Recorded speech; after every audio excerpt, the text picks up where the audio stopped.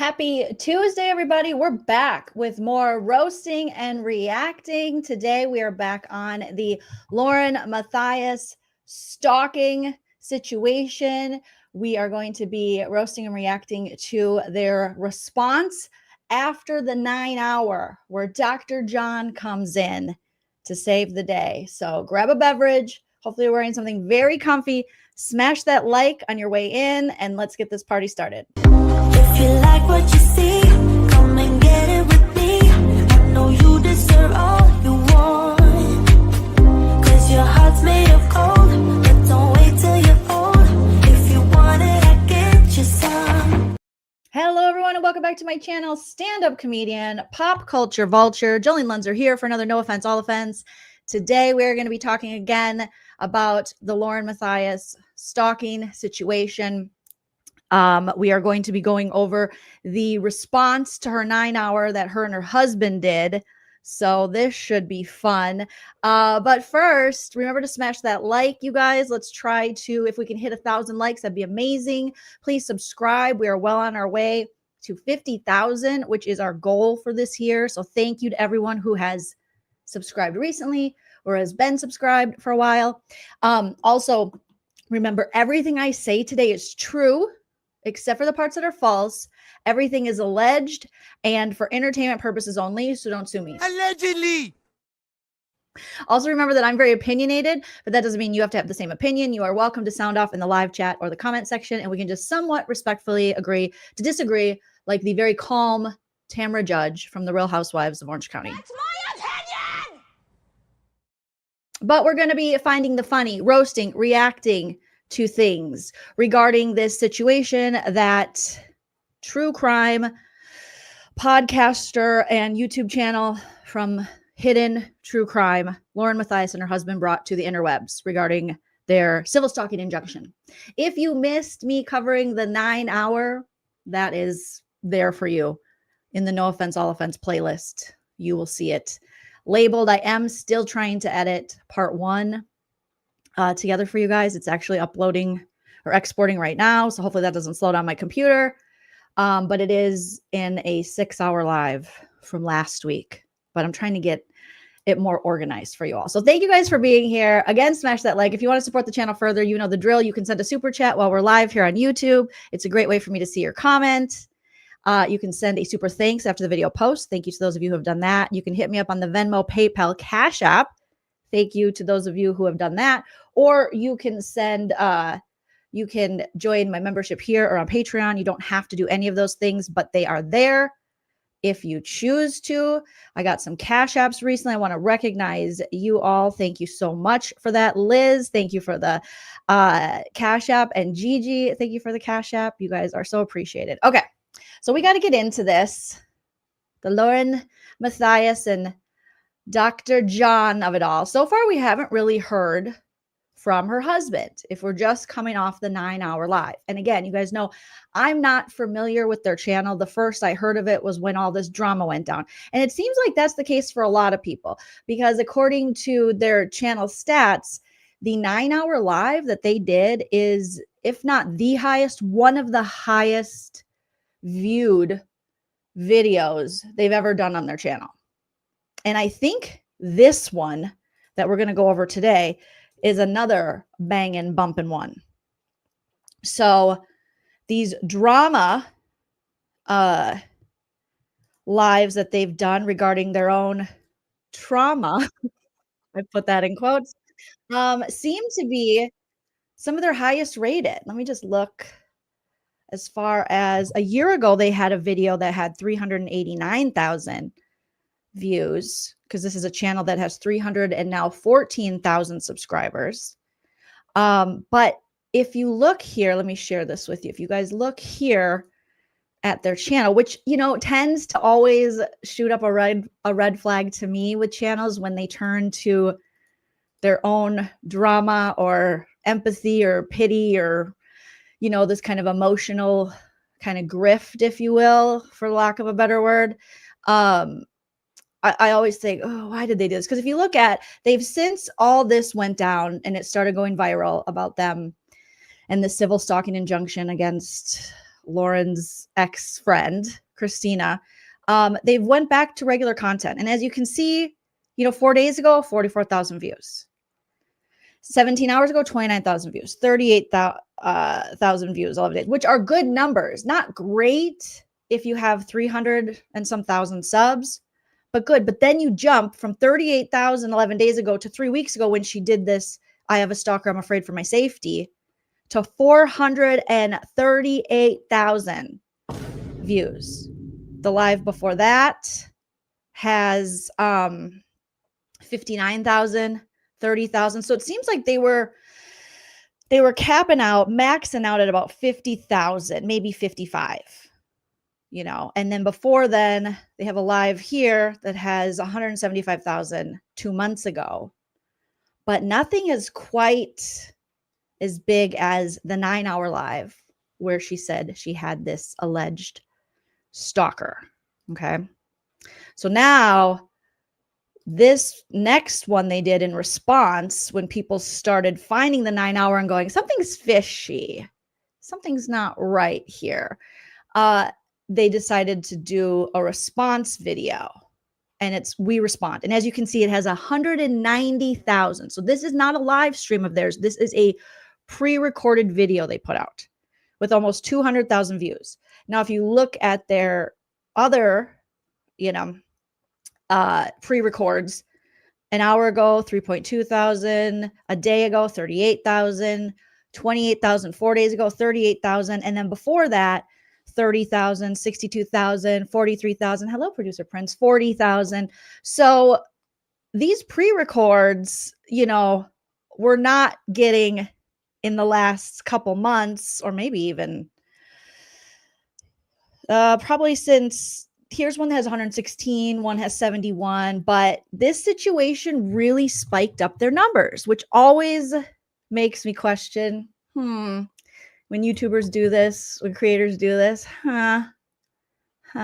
Sticky Doll says, Social Blade shows them losing subs like crazy. Well, I think when they started, they had like 320 some thousand. Now they're down to 314. So they definitely took a hit. They took a hit. May not seem like a lot, but if those were people that regularly engaged in your content and were there for it, that could be something. So we're gonna jump right into this now. Full disclosure, I have seen clips of this. I mean, obviously, I've seen some everybody clips. I've never watched the whole video, so I'm watching it for the first time with you guys. I don't know if we're gonna get through the whole thing because it's 3 hours and 43 minutes. I will be stopping for comedy and commentary to do our little roasties. So if you want to watch the full video without my interruption, I'm going to drop a link here. I will put it in the description as well. In the description, I also have a link for the 9-hour video. If you missed that and you want to torture yourself, go do that. But so I dropped it in the live chat. And so here is their response video, you guys. All right. Give me a thumbs up in the chat if you can hear my soundboard. Hopefully you guys can hear that. And if there's any sound issues, just let me know if anything should happen, because I'm also downloading or exporting this video. So, okay, thank you, Red. I appreciate it.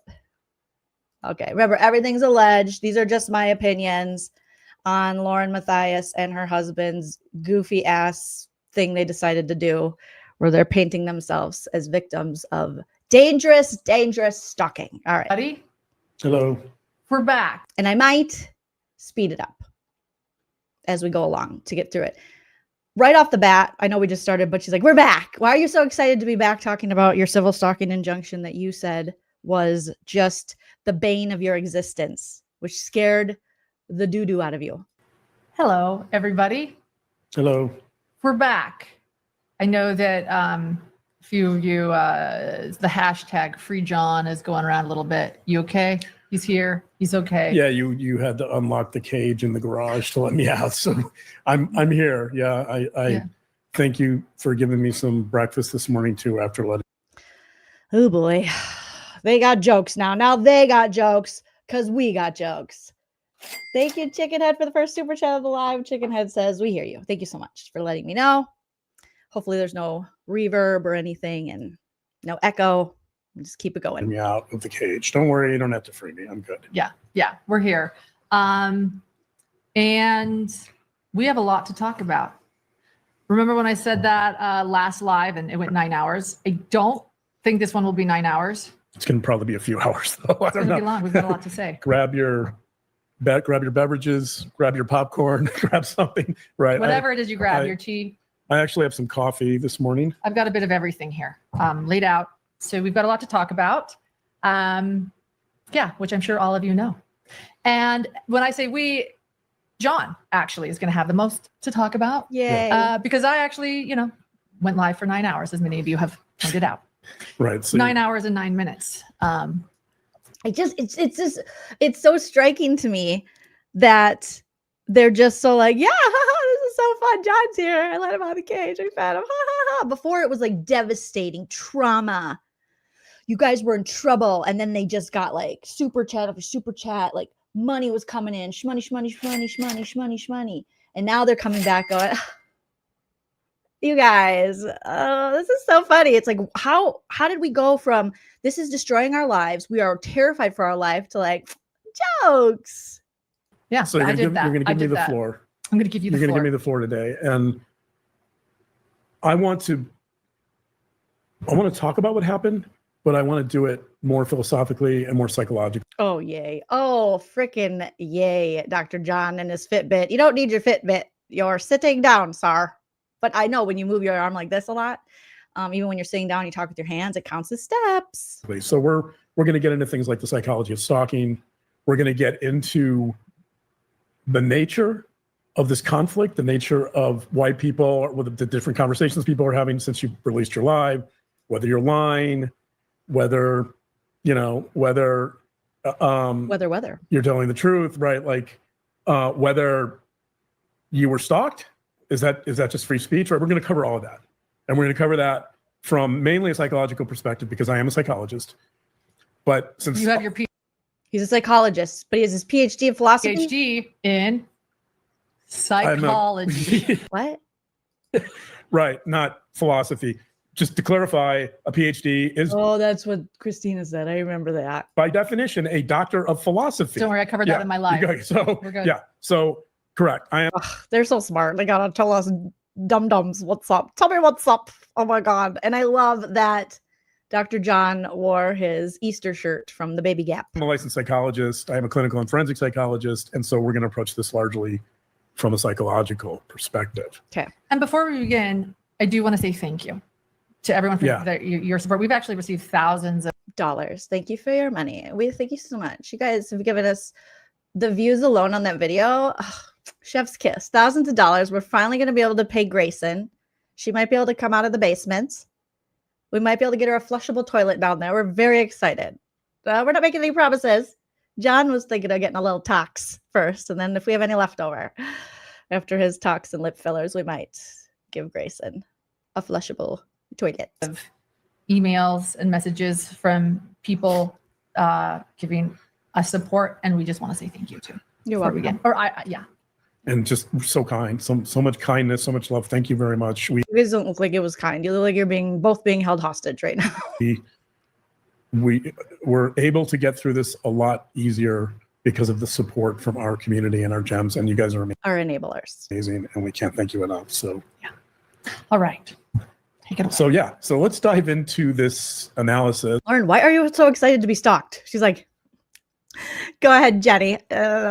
She's like, I'm going to start in a fairly peculiar, unexpected place, oh, I know. Okay. Brad Pitt. and I'm going to start with talking about Brad Pitt. Oh, God. Brad Pitt, you better get a TRO against this dude, okay? Because he is coming for you, sir. The actor. That is peculiar. Oh, as opposed to who? Brad Pitt, the dentist? That is, it is a little peculiar, right? So the reason I want to talk about Brad Pitt is because he's an actor in my generation, and he's an actor I followed very I think he might be a little older than him. He's old, but he might be a little older. closely over the years. He's an actor I've really appreciated, and I've really kind of watched him mature and develop and grow. And That sounds pervy. He's like, there's a hero. If you look inside your heart, you don't have to be afraid. What you? And that's been somewhat inspirational to me. Yeah, So, you do like him. He talks about Brad Pitt. so let me just say, Oh God. He talks about Brad Pitt all the time. so I'm going to do a little bit of my own fangirling here, I guess. But let me say that the reason I got to know Brad Pitt was because in 1992, You know Brad Pitt. You know Brad Pitt. Shut up. he was in a movie called A River Runs Through It. Mhm. A River Runs Through It. Not a river. I have a joke where I talk about sweat between my boobs in perimenopause. It's like a river runs through it. One of my favorite movies. It's one of my favorite books. It's a book by Norman MacLean, We don't read, John. We're dumb. who was a professor of English literature at the University of Chicago for many years. Does it have pictures? He wrote this novella about his childhood growing up in Montana and how fly fishing basically saved his life. I do love Montana. It's beautiful. Shout out to, is it Glacier National Park that's in Montana? Yellowstone Glacier? It's a brilliant book. It's a brilliant movie. Brad Pitt was in the movie. He actually played the somewhat delinquent brother. It was an interesting role that Brad Pitt would kind of reprise many times in his career, but he was very good. And Yeah, he was. I didn't know who he was at that time. And so I was interested. I'm like, who is this guy? Right. When I watch a movie So and there's hot. actors I don't know, I'm always interested to kind of figure it out. Dr. John's like, who is this guy? He's giving me a boner. Who is he? He's so hot. He's got long, pretty girl hair, and I like it. Who they are, where they came from. So I found that He made you come. Stop it, Jolene. Stop it. It's inappropriate. These jokes are inappropriate. Where he came from, where I came from. Brad Pitt actually was born and raised in a Oh, we don't need a biography. small town in Oklahoma. He was born in Shawnee, Oklahoma. And Shawnee. I also learned that at least some of his early career, he began in 1987. I didn't know any of his earlier movies. He did a few movies, Thelma and Louise. and then he did work for a soap opera. So the evolution of his career really begins with soap operas. And, when I learned that, I thought, oh, this is interesting, right? Like, you don't see a lot of soap opera actors go on to become mega stars. True. I mean, I guess some of them have. Tell that to Buffy the Vampire Slayer herself, Sarah Michelle Gellar. Okay. But I'm not aware of a lot, right? And so you got this guy in this major movie. It's produced by Robert Redford. Robert Redford, by the way, in Another hottie. R.I.P. Love your salad dressing. 1992, clearly saw talent in this young actor Mhm. because Robert Redford has produced some extraordinary movies over the years. He's been in extraordinary movies. He knows the industry. He knows talent, and he picked out Brad Pitt. Cohen. So shortly after that, Brad Pitt in 1995 was in a movie called Seven. And he was one of the detectives, and great job. Is that what's in the box? What's in the box? What's in the box? What's in the box? So now my appreciation of this guy is only increasing. In 1996, he did a movie called 12 Monkeys. Many people probably don't know this movie, but I do, because I'm special. it has to do with mental health, and it And I'm metal. I'm metal. gets into everything I love. It's a post-apocalyptic novel. It's got kind of sci-fi. Oh, It's you're about right. mental health issues. Is he psychotic? Jesus. Wasn't the salad dressing Paul Newman? Yes. Apologies to Robert Redford if he's still alive. And Paul Newman, I don't know, but yes, that was the salad dressing. One of the Pauls did some salad dressing that was delish. Is he not? There's all kinds of philosophical issues raised in this movie, but I don't think a lot of people saw this movie. Yeah, I haven't seen it, but you love Brad Pitt too. So you're watching this But movie. I watched this movie, and now like he's extraordinary in this movie. Now my appreciation of this guy is continuing to expand. 1999, he does The Fight Club, which is a very controversial movie, gets a lot of attention. But again, I Can you imagine Dr. John in his own Fight Club? Come on, guys. Come on. I'm tough. kind of see this guy's journey towards mastery, right? 2004, he does Troy. I'm skipping a lot of movies he's done, by the way. These are just ones that- Just he does a movie Troy, which is about the Iliad. Homer's the Iliad. I love Homer's the Iliad. Of course you do. I love Homer's The Iliad. Oh my God. It's one of my favorite books. It's a brilliant book about Brilliant. war. He does this. That's a risk. It's not particularly a stretch for him in this movie, but he's good. In 2008, Lauren, why are you doing this to us? Can't you just admit you're wrong? Can't you just admit you weren't being stalked and you were just fighting with your friend and you wanted to win? Why are you subjecting us to him? Why, Lauren? Why do you hate us? he does Benjamin Button. He's nominated for Best Actor. He's nominated for Best Actor by the Academy. In 2011, he does Moneyball. Brilliant. He's brilliant in this movie, right? He's also nominated for What about Interview with a Vampire? He doesn't even bring that up. Best Actor. 2014 Fury. Look, we get it. You know his movies. Again, he's exceptional in this role.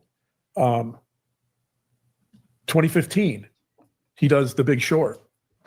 Every one of these roles, he sort of has a particular type in these movies, but you also, like, for me, I'm also seeing him expanding his repertoire a little bit, taking some risks, like with Troy, growing as an actor, right? Okay, what does it have to do about your wife lying to everybody? What does it have to do about your wife saying, I was stalked and I'm afraid, and drunk Liz left me a voicemail and it made me scared, and Lindsay looked at my YouTube revenue and they made ticky-tackies about me? What's fascinating to me is you got this guy from an area from Oklahoma that you never think would become a megastar. He's really committed to his craft. He's really growing, right?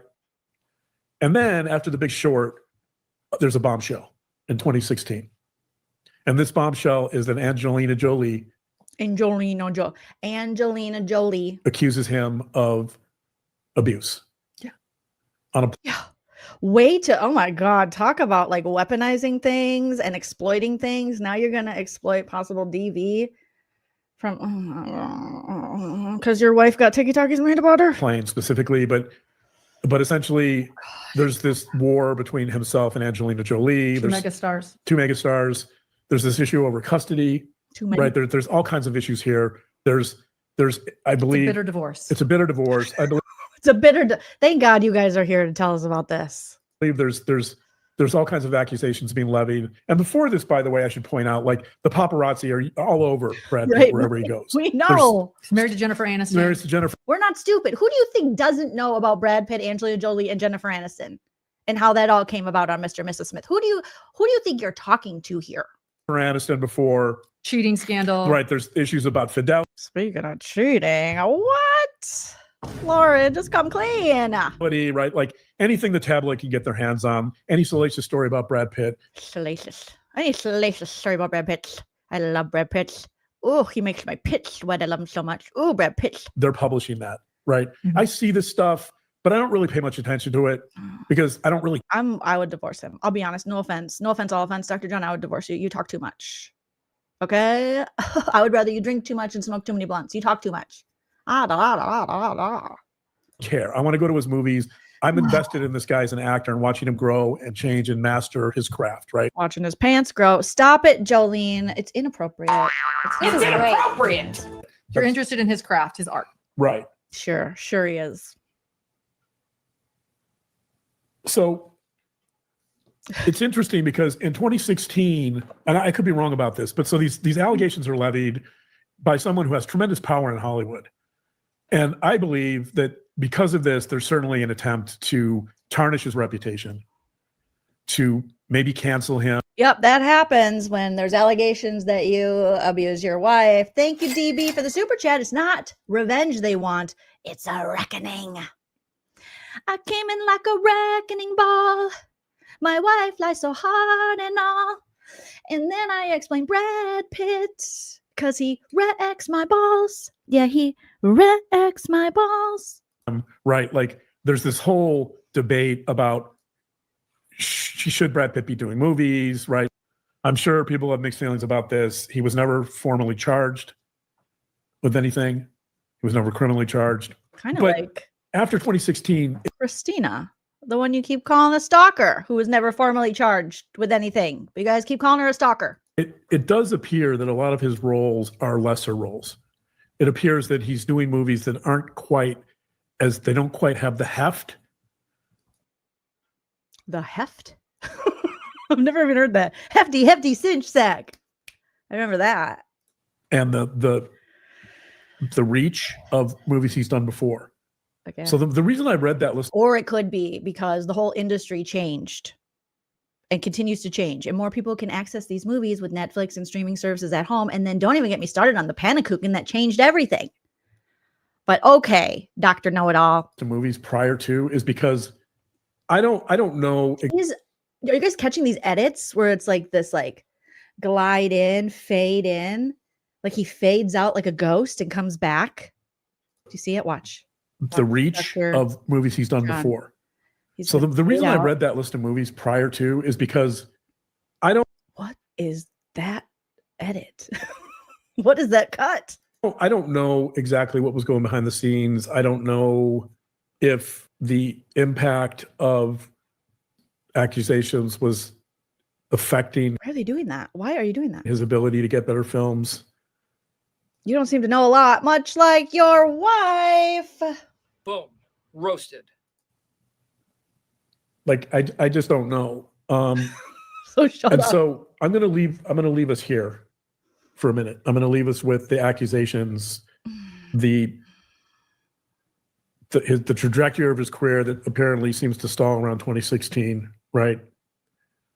And I'm going to dive into something else, which is something that's called psychological essentialism. Oh God, here we go. Psychological essentialism explained by Dr. John.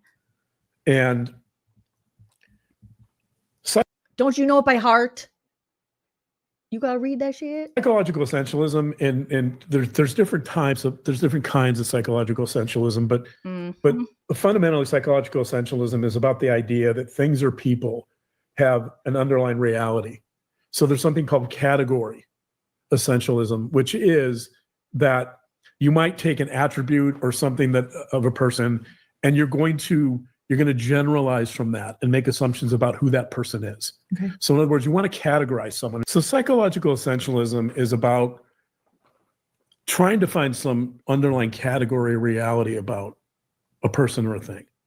Typically in psychological essentialism, you might take an attribute or a behavior, even one, just one, and you'll generalize from that to categorize the person in question.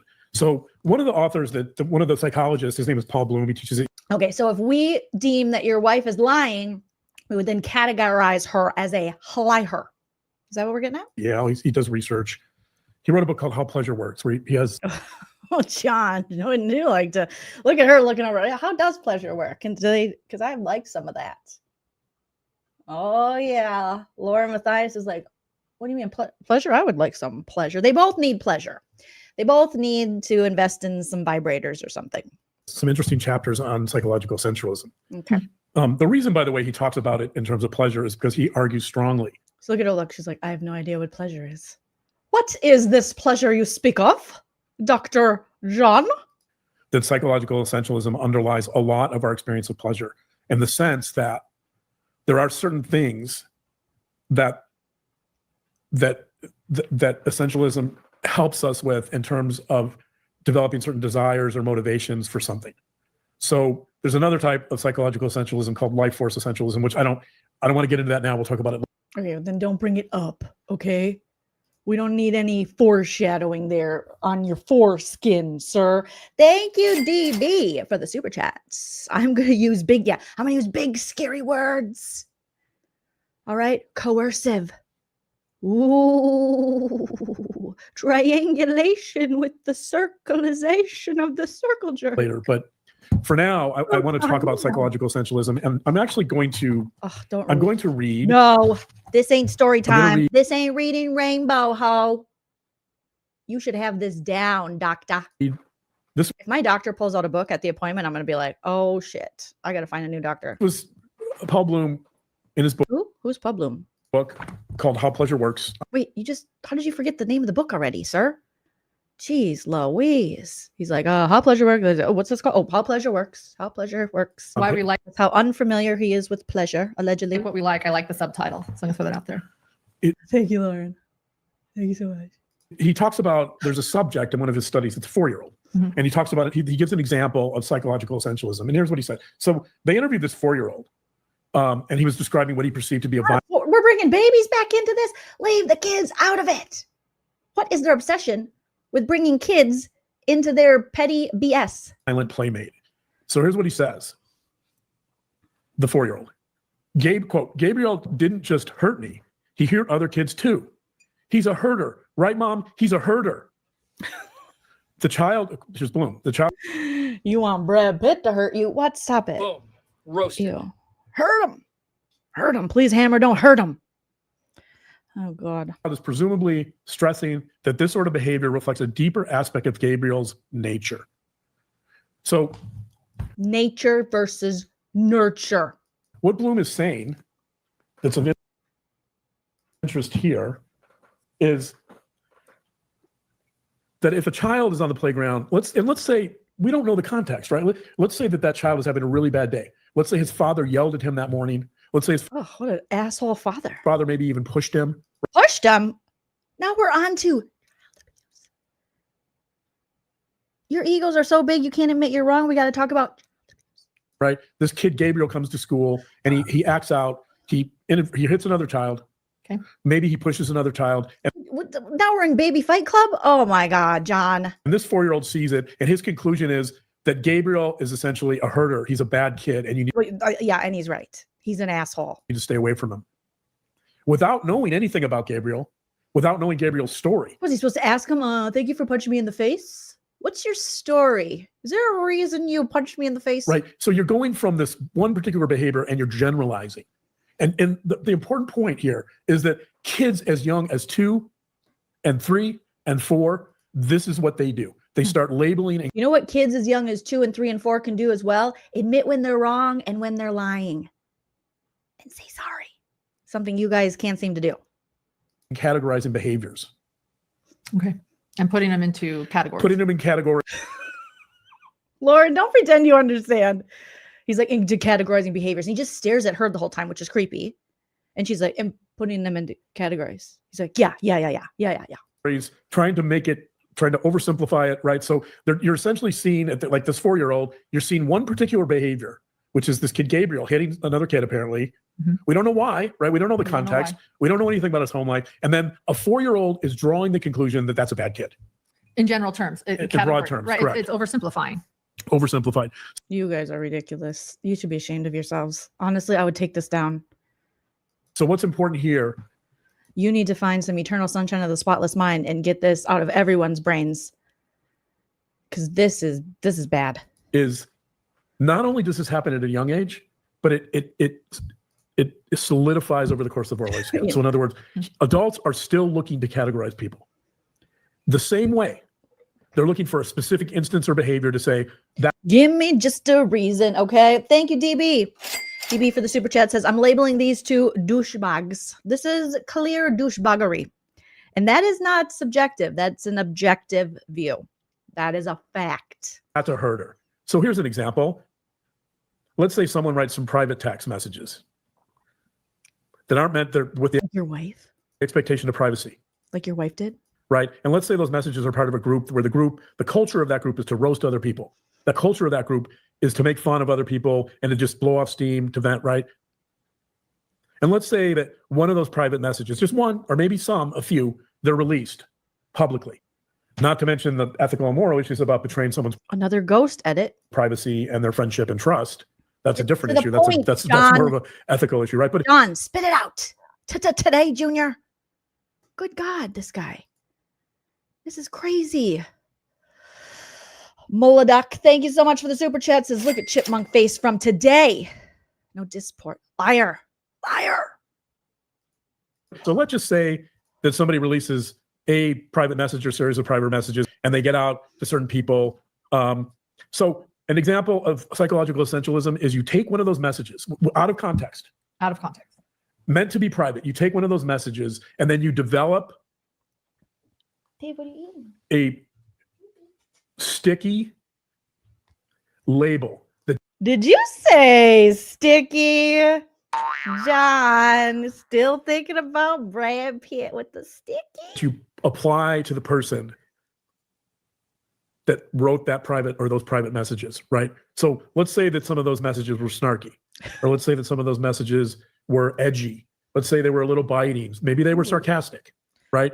But they were Edgy, biting, sarcastic. Ooh, I like me likey. Me want to see. in the context of a group where that wasn't to be shared.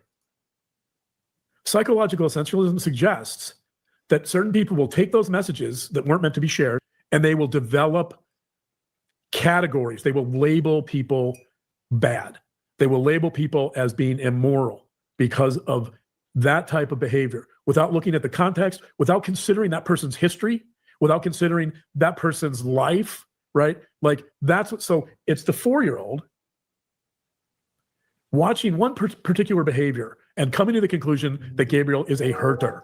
right? And that's a moral judgment, by the way, which is going to take us to the next step of this process. So one of the interesting things about psychological essentialism is that human beings, this is true across all cultures. This research is invariant. This research is as universal as you can get in our As universal as you can get. It's invariant. All right, you plebes. field, in the field of psychology. In the field of psychology, which I'm in. Let me move my, let me clear my throat. Okay. Next, he is so proud of himself right now. The finding is that human beings, because of psychological essentialism, they believe that we all have more or less what's called a Your wife texts bitchy text messages, sir.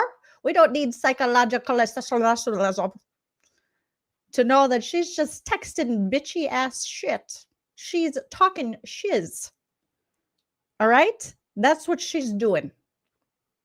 And that's okay. Let's just admit it. true self. So we have this core self, this true self. Human beings also believe that not only do we have this true self, but this true self is morally virtuous. So this is another part of the finding. So you have a true self that's essential, that self, most people believe that self in themselves and others is morally virtuous. And then we get to another piece of this puzzle.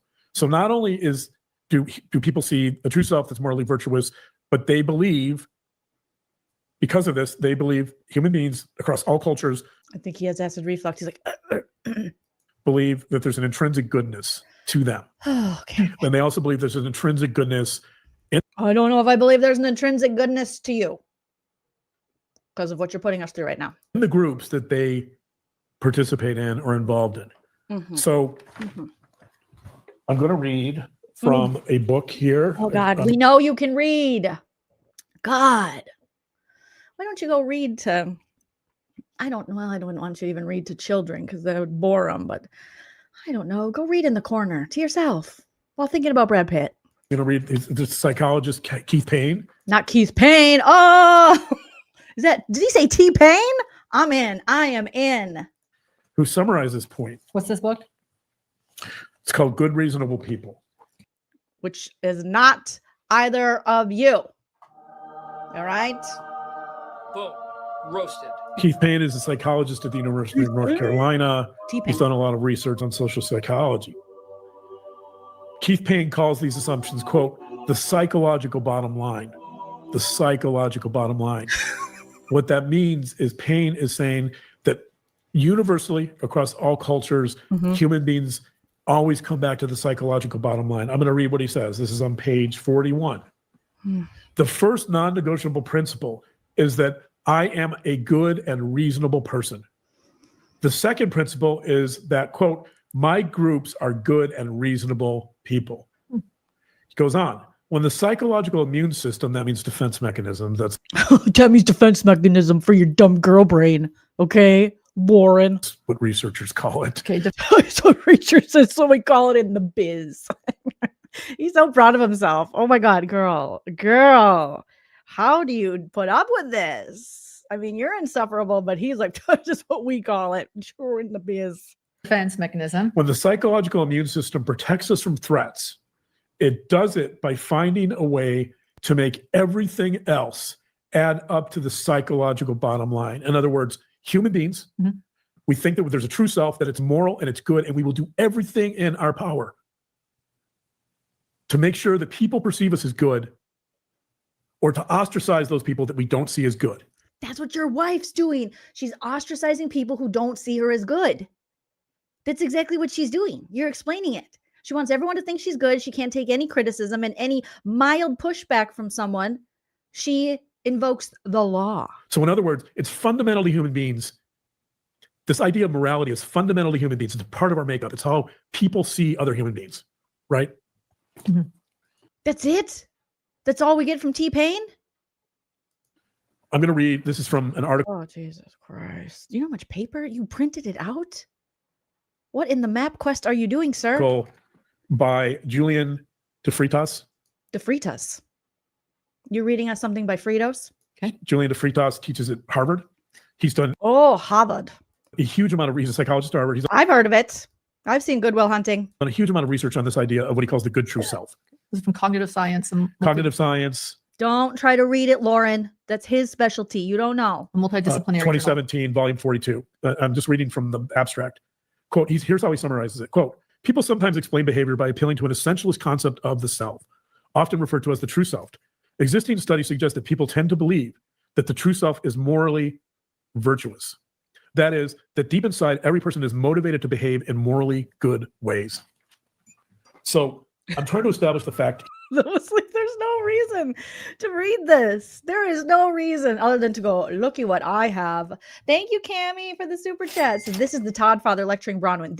He is very much, if you guys watch The Real Housewives of Salt Lake City, Bronwyn has a husband named Todd, the Todd father, and he's so crabby and he's such a downer. And I dislike him so much. And it's like him. That is what Dr. John is like. Just talking down, wanted to hear his own voice, just a stick in the mud. Thank you, DB says this is premium octane gaslighting. Really, it really is at this point. Like, what we are on a detour of denial.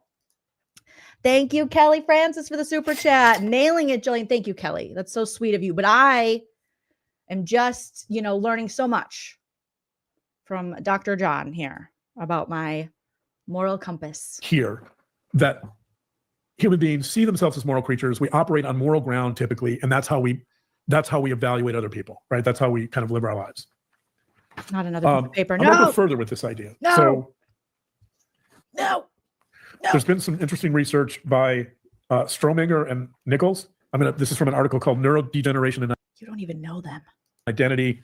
It is 2015 from Psychological Science. What they did in this study is they looked at a bunch of people that had traumatic brain injuries or brain injuries. Oh, now we're getting into TBI, CTE, NFL. Or dementia. And they Are you saying that Lauren has TBI and dementia, and that's why she's reacting this way? were trying to evaluate that when somebody is basically losing their identity because of dementia, when they're losing their memory, Okay. do other human beings evaluate them in terms of memory loss or some other way? Yeah. And this is incredibly, what they found, Oh, it's what they cool. discovered is that as long as the person perceived some type of moral foundation that still, or moral part of the person, foundation that still existed in the person, they then saw that person as still being the same. If they had no memory of who they were, and there was no ability for the person with the dementia to still hold on to any type of moral principles or I can't believe we went down the dementia path. moral behaviors, then they didn't see that as the same person. So in other words, what they found was it wasn't memory that determined whether you see someone with dementia or brain injury in the same way. It was morality. It was morals. That's And again, how strong. That's how this is. strong this is, right? That's how we are judging. So let's go back. We're That's how assessing. strong my I'm love going to is. just quote Baby. It's not memory. It's morality. It's not delivery. It's DiGiorno. Okay? Duh. from this article, Neurodegeneration and Identity. Quote, this Easy for you to say. Neurodegeneration. is from page 1477. Oh, God. Quote, the current results support the essential moral self hypothesis. As long as core moral capabilities are preserved, perceived identity remains largely intact. So in other words, as long as one's core moral capabilities are preserved, even if you have brain injury, memory loss, dementia, right, any type of dementia, as long as people perceive you have moral capabilities, they still believe it's you. They still believe it's your identity. Okay. Let's go a step further with this idea. Lauren's getting nice. She goes, okay. Yeah. Okay. Let's wrap it up. Keep going. Come on, Johnny boy. Let's go. A fascinating study from So far, none of this has been fascinating. Hochstedler Who? Hopscotch? et al. From 2009. Oh, et al. Et al. The title of this article is That's Not Who I Am. How That's not who I am. offenders commit violent acts and reject authentically violent selves. I think the title speaks for itself. The finding of the story is that even the most hardened violent criminals go to So Lauren is a hardened, violent criminal. extreme lengths to see themselves as good, reasonable people. It goes back to Payne's fundamental psychological principle. Yeah. She has no idea what you're talking. She's like, yeah. If she truly has ADHD, as do I, you lost us before you started. I'm going to read here. I'm going to read a little bit from the study just to make this point, page 510. Don't. Please don't. Quote, the assessment of a nonviolent character is a foundation or core belief upon which inmates' rationalizations were constructed. Oh, now we're in jail.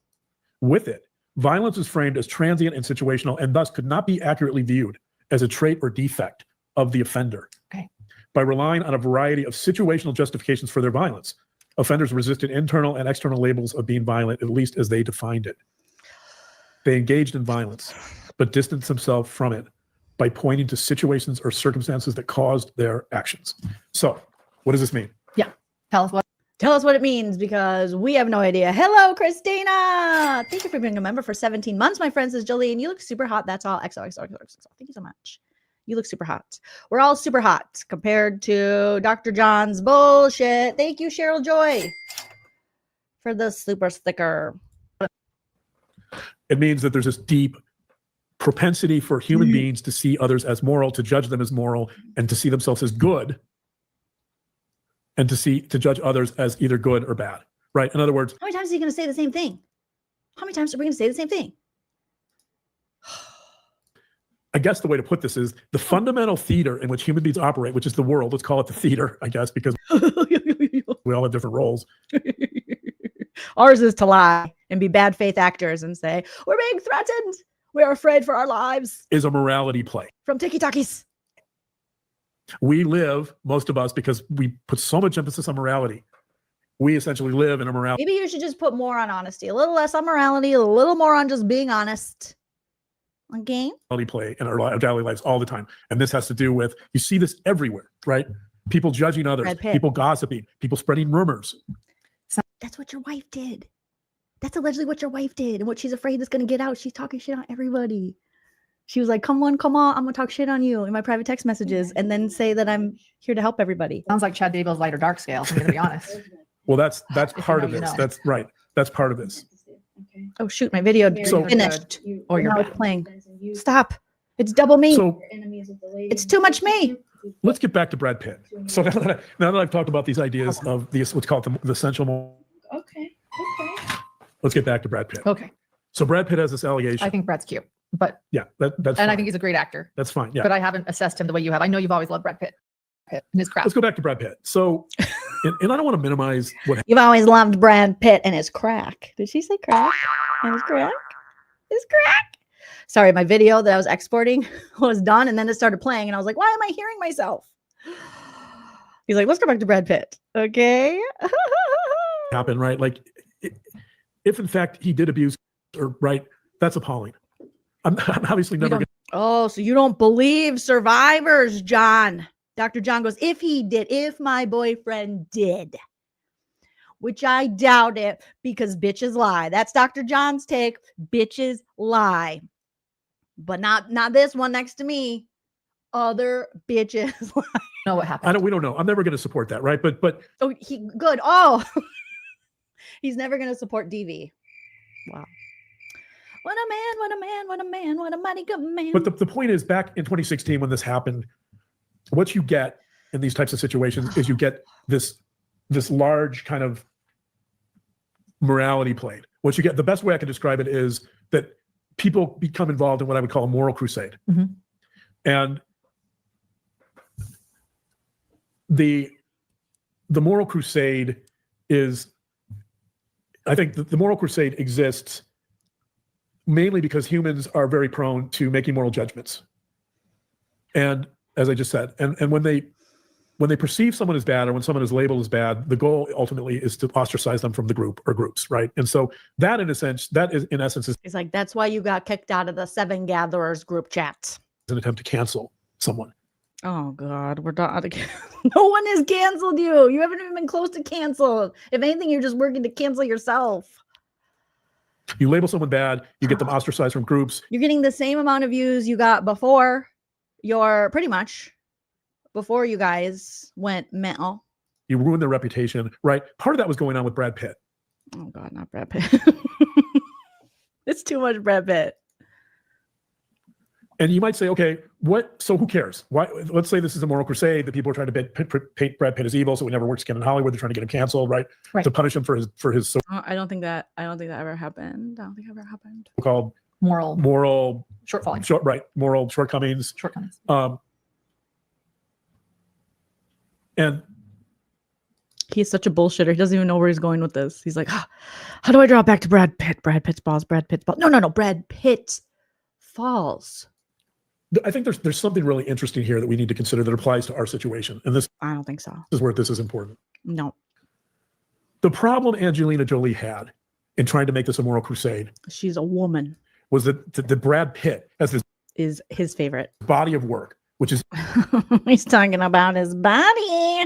Dr. John, calm your boner, sir. Oh my God. This is like Brad Pitt's body of work. He showed his body. Yeah. Yeah.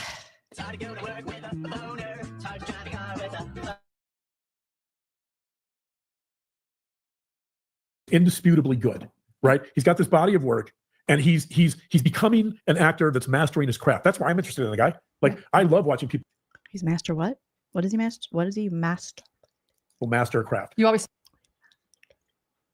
say make good art. Right. I love excellence, right? And so I love excellence. Are you sure about that? You sure about that? I strive for that myself. You sure about that? Because I don't look at you and I don't or listen to you or anything and see excellence. You sure about that? Says the valedictorian who got accepted to Harvard, Princeton, Yale, and Columbia. And Oh, Bored now. that's Valentine. And he's like, oh, thank you. Instead of blowjobs, she just blows smoke up my ass. I'll take it. you know, say no to most of them. Sorry. What happened to we're terrified? We're being threatened. Our lives are in danger. Our baby. Nobody's eating. I've been throwing up and coughing. Grayson's teeth are rotting out of her head and John's blood pressure is rising. And now they're just like, he was valedictorian. Oh, God. I'm going to brag. But he's not a real psychologist, guys. Just pretend. I He didn't love have the- Humble. What do you care? Because a lady who doesn't like you said your husband isn't real. All of this is how fragile you are. I love Word of people. Princeton. Go ahead, sorry. I love people that strive for excellence. I see Brad Pitt is fitting that mold, right? And Yeah. so when He's like, I'm like Brad Pitt. she shifts this debate into it makes it a moral crusade, there's a big problem.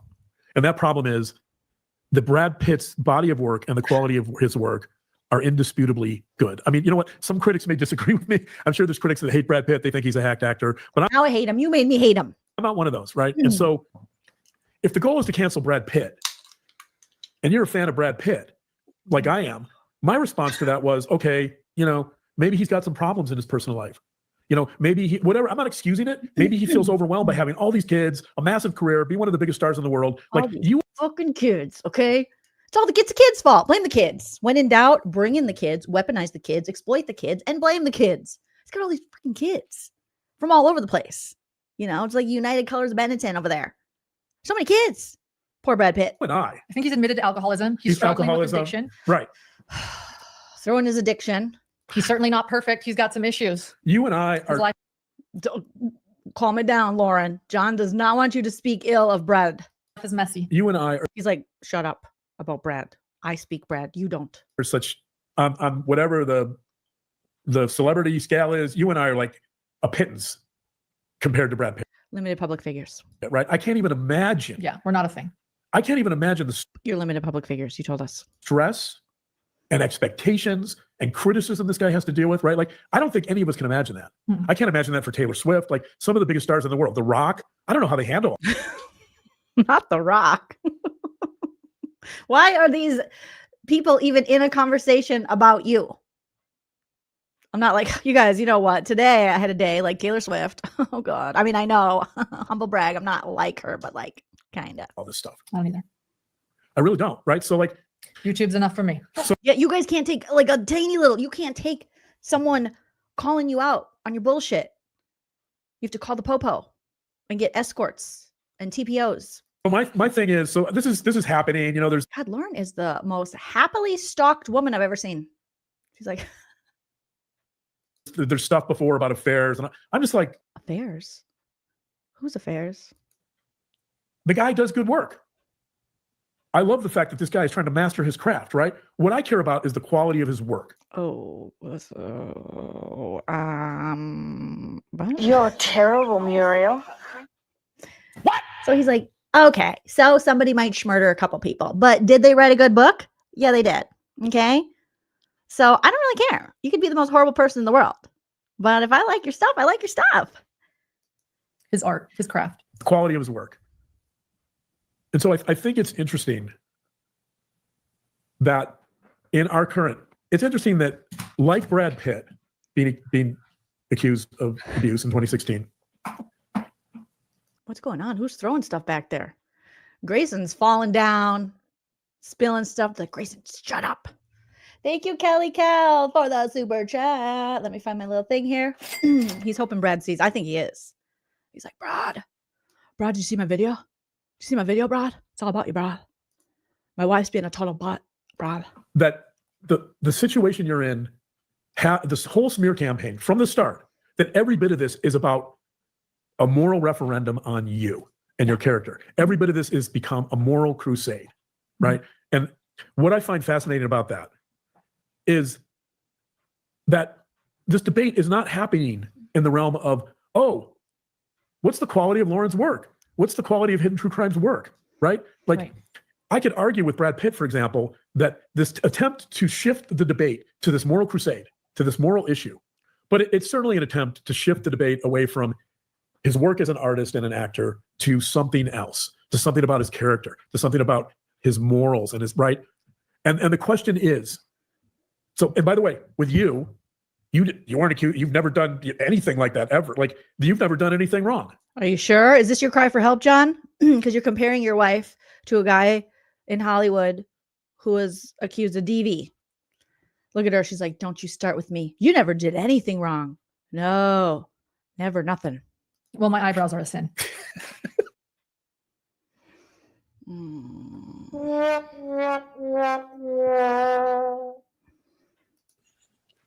Sorry, Right. Yeah, guys. you may have to shave those.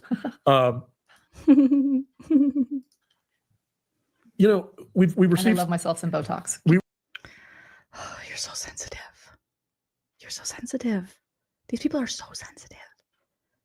So, because people said your eyebrows are to the sky high eyebrows, and you got some tox. we've received some emails. I think there's I want to read a comment we received by Pinata Samurai. I love that name, by the way. Thanks, Pinata Samurai. This is a comment. This is a comment that I love that You guys gotta stop reading the comments. You're getting all in your feelings about them. summarizes this whole thing up. We received When did he put his glasses on? Why are his glasses so small? What is going on with those glasses? Those are like tiny wiener glasses. What is going on with those baby glasses? Why is he wearing a child's spectacles? Those are for an infant.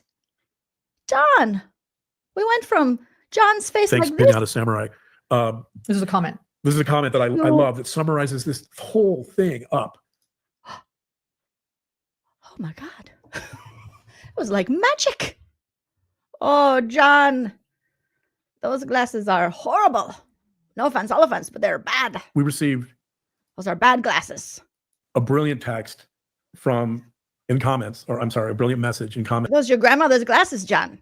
John, where did you find those glasses? Did you steal them off a dead elderly woman, John? From one of our viewers. John, what librarian from 1952 is missing her glasses, John?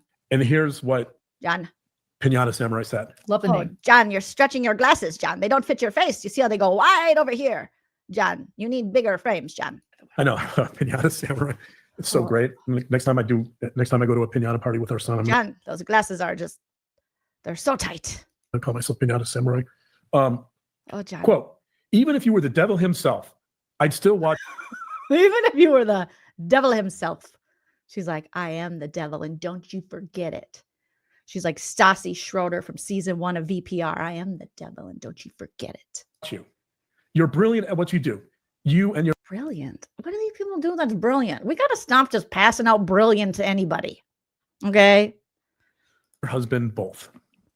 Both. Oh, he had to find one that had a compliment for him too. Hashtag him too.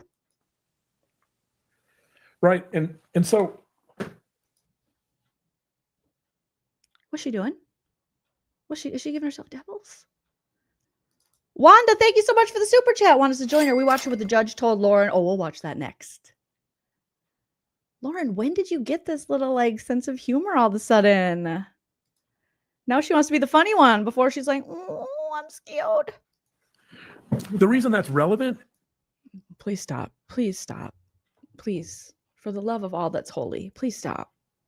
It's not funny. It's not cute. I'm not the devil. the reason that's relevant, I'm not the devil. Are you sure about that? I know you're not the devel. It's making a point, obviously. You're not the devil. Only when you lock me in my cage in the garage. Only one locks him in his cage in his garage. They've said this too many times where I think he has a crate. He has a kennel and he is locked in a cage. And they're into that S&M stuff. He's like, walk on my back with your spike heels. You know what I'm saying? The reason why In his cage with his leather tong to tong tong tong. I like it when the heels go. Baby, walk on my back. Ooh, that tong to tong tong that's tong. brilliant is because I think it really gets to the core of this debate, just like Brad Pitt, Oh, not just like Brad Pitt. No, John. right? Why isn't anybody debating this Because it's stupid. on the terrain of our work? Why isn't anyone debating this on the terrain of your work? So we're supposed to go, their work is so good. We're just going to overlook the fact that they're clearly lying to everybody about the harassment, the threats, the alleged stalking, why they pulled back the civil injunction, what actually happened, not including what the judge said, because their work is so good. When LaurenMatthias hops in a car in a beanie, I saw that one recently, just clicked in. I was like, oh, she's back to normal content. Talking about missing people. It's so good. It's so good. Why is this being litigated as a moral referendum, right? And there's another question in here. If you're going to engage in a moral crusade, which is what all the people in the smear campaign have done, if you're going to do that, you're going to have some moral authority, right? The other part of engaging in a moral crusade is you need probably That would be you. You guys started the moral crusade. You're so great. You're so moral. Everyone's coming after your super moral wife who does nothing wrong but help people. She's such a good person. She told us that 9,000 times during the 9-hour live. This is all just projection. This is all what you guys were doing. some bank account, some credits, some moral credits Yeah. Do you have any moral credits? I don't think so. to bolster your position, right? But you got some ching in your bank account from this. Like, and think about that with your situation, right? Like, This is how bad John doesn't want to get a paying job. He's willing to go online and embarrass himself like this and talk about his love of Brad Pitt. He's like, I just want to keep volunteering as an adjunct professor. I don't want to make money. does someone who was kicked out of the Daybell trial for violating a number of court regulations multiple times, does that Who was kicked out? Are they saying that their alleged stalker was kicked out? person have moral authority to comment on your character? I'm not going to say. How about this? Mm, How about this? Somebody who took your phone without your consent and went through your phone and the financials that when your don't talk about Lindsay like that. Okay? Don't talk about her like that. phone, this person knew that they were never to access our financials. That's our business. How did she know? How do you know she knew? And how can you prove to us that she knew that she could never access that? That person And how can you prove that she actually accessed it? gets in your phone, looks at your financials without your consent. Does that person have the moral authority to engage in a moral crusade to ruin you? Or how about Ruin? this? Someone who makes comments on a TikTok about your brother in a coma. Now, oh, we're back to the brother's sperm. Stop it. No more brother spooge. We're done with that now. Stop exploiting your brother's sperm. We're over it. And how you want to non-consensually try to obtain your brother's sperm. Does that person have the moral authority to engage in a moral crusade to ruin your character? Or how about this? Somebody who follows you around the courthouse, videotaping you, Janice. They're talking about Janice. recording you constantly, Constantly. We didn't even see her do it once. getting in your face. And because of that type of She got in Janice's face. Where's this evidence? behavior, is not allowed to attend the memorial service that you put on. Oh my God. We're back to the memorial service. Helped. That put you on. helped I organize. participated and helped. Helped. I brought cups. I brought Dixie cups for, small drinks. Helped. He's like, that you put on. And organized.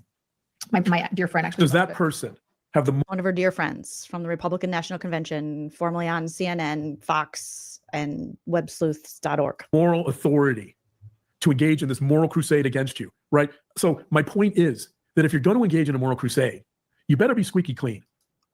That's what you guys are learning. That's what you're learning, sir. You're learning that the hard way. And like, my point is that we all have flaws. You're getting to the parable in the Bible. Whoever hasn't sinned. Oh, not the parable of the Bible. Oh, here we go. Jesus says, leave me out of this. This isn't, I don't want no part of this. We do not care. Parable of the Bible. Oh, Lauren. Cast the first stone. It's a good one. We all It's a good one. It's a good one. It's one of the few I know. It's a good one. have flaws. We all have imperfections. And so people make mistakes. You've made some mistakes here. You've acknowledged that. The question is, No, she said she didn't make any mistakes. She said she didn't do anything wrong and she doesn't know. Did you not watch the 9-hour live, John? Because she was like, I don't know what I did. I don't know what I did. I don't know what I did. I have no idea. You guys are probably asking what I do.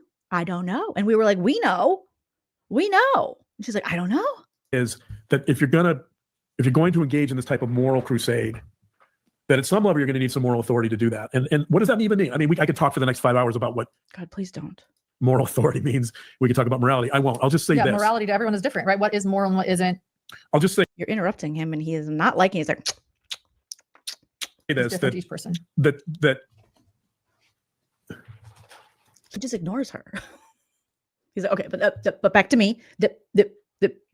moral authority is derived from a couple of places. It's derived from your behavior and it's derived from the community Oh, God. in which that behavior occurs. Can you imagine being mansplained like this? Like every day, your stupid husband comes in. He's like, you want to know what moral authorities? No, I don't. No, I don't. No, I don't. Right? You get moral authority because the I don't know about divorce in the state of Nevada. Don't show your butt prints. Don't show your booty. Oh, no, I muted him. right. Mhm.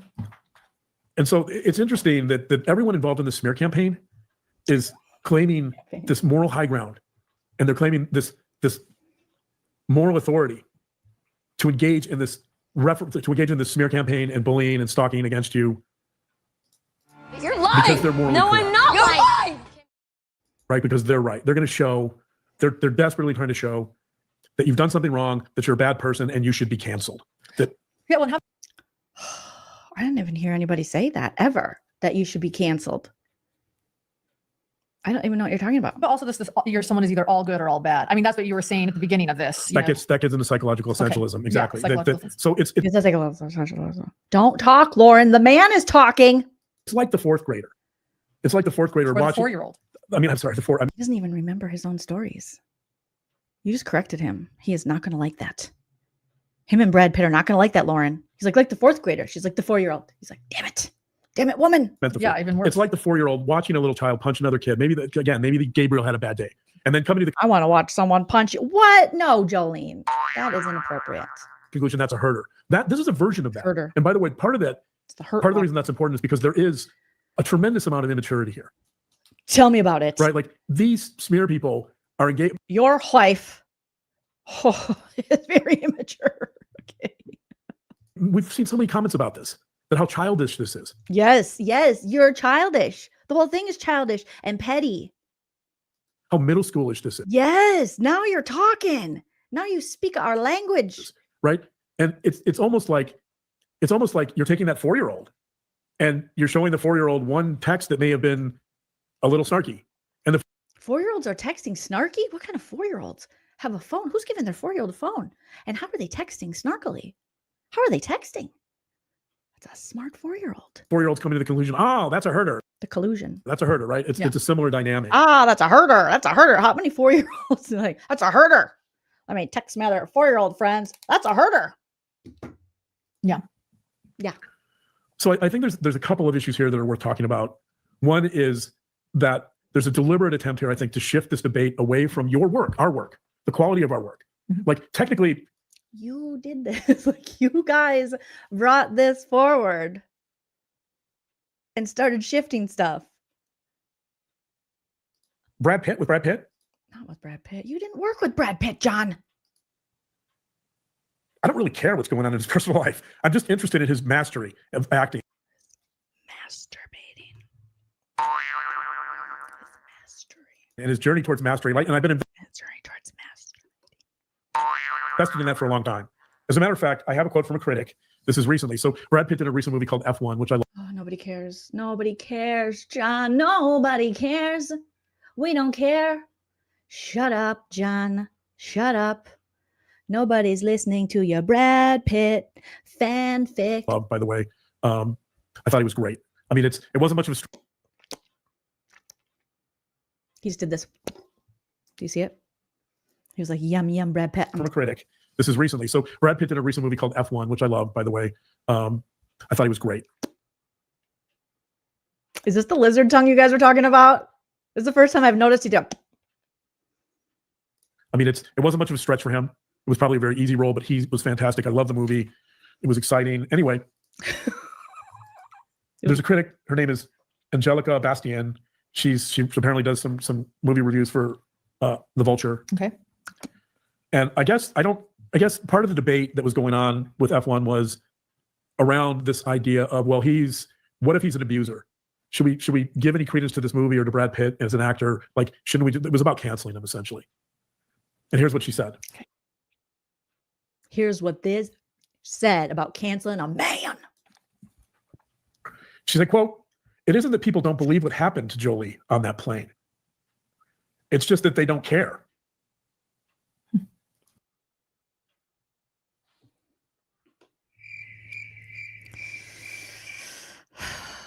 Tell us something we don't already know about the patriarchy.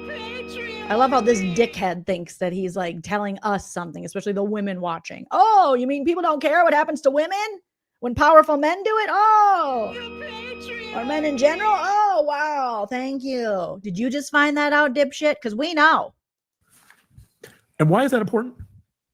Because what this critic is saying is the people understand that that the humans make mistakes. Humans are imperfect. And if you want to make this into a moral crusade, then in many ways you're really negating the important point, which is that Brad Pitt is an Lauren, you need to put your husband in check. You need to check him. You need to be, shut up. artist who creates art. He's an actor who acts. Maybe that's the realm where he should be evaluated. Maybe that's what the critic's saying. Maybe we should pay attention to his role in this movie and whether the movie is good and how well. John, you need to get in the kitchen and cook something. You got to go bake some cookies or something. Okay, go put your apron on. This is well above your pay grade. Was acting, how well he acted in it, rather than litigating something from 2016, which, although potentially horrible, Potentially, but still, Brad Pitt is so hot and his acting is so good. It gives Johnny bonus. it doesn't affect his acting. How do you know? I mean, it may have. It probably affected him psychologically. I'm sure he was hurt by it. Maybe. I don't know. I presume. And so here, I don't know. You're just like a psychologist. with us, this whole smear campaign has been a referendum on your character. It's been a referendum. It's been a moral referendum Or lack thereof. on you and who you are, rather than a critique or analysis of your work. Yes. And so I'm fascinated. They need to listen to the 10 crack commandments. Never get high on your own supply. Okay. I recommend that song right now. Dr. John, go look it up. Go look up Biggie and the 10 crack commandments from Life After Death. Okay. Because you never get high on your own supply. And you guys are sniffing your own farts and loving it. By that, because it's hard not to say that the reason that debate, the reason why this has nothing to do with your work, although I will say we have gotten a lot of emails from I people. think it has everything to do with her work if she is being accused of talking cash money shiznit about the victims' families that she claims to just help so much, that she makes so much money off of. People that are very praiseworthy of our work and that see this for what they see, that you've done nothing wrong. You guys need constant praise. And even if you made a few mistakes, they're willing to forgive you because, as Pinata Samurai said, she loves your work. Not Pinata. Pinata Samurai, I am so mad at you. I don't even know you. Okay, but I hope you have the worst day.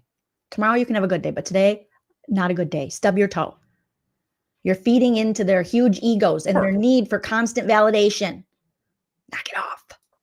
Right? I'm going to read a message we just got today. I'm not going to say the name because I don't know if I'm authorized, but Yeah, who She says, quote, cares? Who cares what Woody Allen did? Who cares what Roman Polanski did? Because they're talented men. No one will stop the powerful man. Oh, Lordy. Oh. "Oh, I want to tell you how much I appreciate the quality, credibility, and positive nature of your work.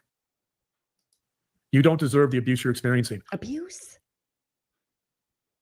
I love that because it's the same thing that Pinata Samurai is saying. It's the same thing Oh, Pinata Samurai. Oh, I'm going to need you to run now. that Brad Pitt's movie critic is saying. It's if you reframe this as a moral crusade and not about the quality of your work, it's easier to win to them, to the smear people. I don't have any. It's easier to win that argument because human beings are drawn to that moral crusade. They're drawn into that morality play. For me, I'm less interested in his biography and I'm more interested in his actual art. Yeah. And I want to evaluate him on that terrain. Fair. Rather than in terms of morality, right? But it shows that human beings have this knee-jerk reaction to go after moral issues. Yeah. In fact, Well, with that, then why don't you guys focus on the artwork of your stalker? Because apparently your stalker is an artiste. She's an artiste. She took photos for you. She has a photo tiki-taki. Instead of focusing on the tiki-taki she makes about you, focus on her beautiful art that she puts into the world. We don't care what she does in her personal life with her friends and petty fights. We only care about her beautiful art, John. Focus on that. Focus on the beauty, what they bring into the world. like this whole idea of cancel culture, this whole idea of harming people, I wish cancel culture was real so you guys could get canceled, but you're not canceled. Also, like, no one's canceling you. You're trying to make that case so people feel bad for you, but you're not canceled. on the internet is based on this idea of humans being moral creatures on moral crusades, trying to assert their moral superiority. Yeah. With or without, Yeah. Yeah. She has no idea what you're talking about, John. most You're boring her to sleep, much like when you're having sexies. Boom. often without moral authority, but a moral authority is a tricky issue. So I don't want to get into that too much. I mean, because, ironically, That's all you've been talking about. I think some of the people on the smear campaign would say that their moral authority comes from God. That's what you guys would say. Your wife was just talking about the Bible. Yeah. And so I think that in the smear campaign, I think there's a religious component, right? So if you have God on your side and you're right, so being right in this case means that they're morally superior and they're right because they're trying to show that you are immoral. So every time someone doesn't agree with you or criticizes you or thinks you might be wrong in a certain aspect, you think it's an attack on your overall morality. And that you have poor character and therefore you should be canceled. And they're trying to show that. This is white fragility at its finest, with a hint of male fragility sprinkled in. With evidence that's flimsy at best. Flimsy at best. Not like Brad Pitt, who's hard as a rock. Or with evidence that, with evidence that you've seen and apologized for. I mean, Yeah. But I just think, I think that's problematic. So let's take it a step further. I think you're problematic. So people are going to say, "Oh, what? So what? All right." So people engage in this moral crusade, and people see themselves as good fundamentally and moral, blah blah blah. Who cares, right? So okay, so Brad Pitt, may have done this abuse. Oh my God, we are almost an hour into this, and you won't about Brad Pitt. I thought it was just like a couple clips about Brad Pitt. The whole thing's about Brad Pitt. Thing. Maybe some people think they should cancel him for that. Maybe they don't care about his work, right? Like, so people are saying, maybe, all right. Look at those hands on this guy. Let me take this down, you guys. Look at the hands on this guy. Oh, that's some meaty hands there, buddy. So they're going after you for being immoral or whatever. People are trying to cancel you. Why should we care? No one's canceling her. She's writing down, "Shut the fuck up, John, or I will never touch your wiener again." And I want to There's- point out, I've canceled businesses because their values don't adhere to mine. I mean, Wait a minute. Your husband just said no cancel culture. Now you're saying you're canceling businesses because the values don't align with yours. It's inappropriate. He's like, "Oh, you just negated what I just said. God, I told you, keep your girl brain under wraps while the man's talking." that's fair. Okay, well then this is then all done. then everyone has the right to decide if they feel like their values don't align with yours, they don't have to watch you anymore. No one's being canceled. It's just a matter of subjectivity. And people are like, hey, I don't really like that. That doesn't align with what I think. So I'm going to find another channel, another person. So what's the problem? If you can do that, then everyone else can do that. Look at Johnny's like, oh, fudge. All this talk of a Brad Pitt right down the toilet. Right? Like, Yeah, I mean, but like not us. Our work should speak for itself. Everyone else people can stop, but not us. right. If people, not canceled, not like gone on and tried to start a smear campaign, but learned maybe a business Uh-huh. isn't one I want to support. Sounds like that's just what's happening to you guys. I'm not suggesting, And if people feel that about us, I get it. Yeah, well, then can we end this video? Then why do we need 3 more hours of this shit? If you get that people can feel that way about you, which we do. I'm not suggesting that. I'm not saying, I'm pointing out the disparity between focusing almost exclusively on moral issues Right. versus ignoring But your wife just said, if her morals don't align with the business, she ain't shopping there. the work. She ain't giving them her business. That if you see someone as deeply immoral, She's like,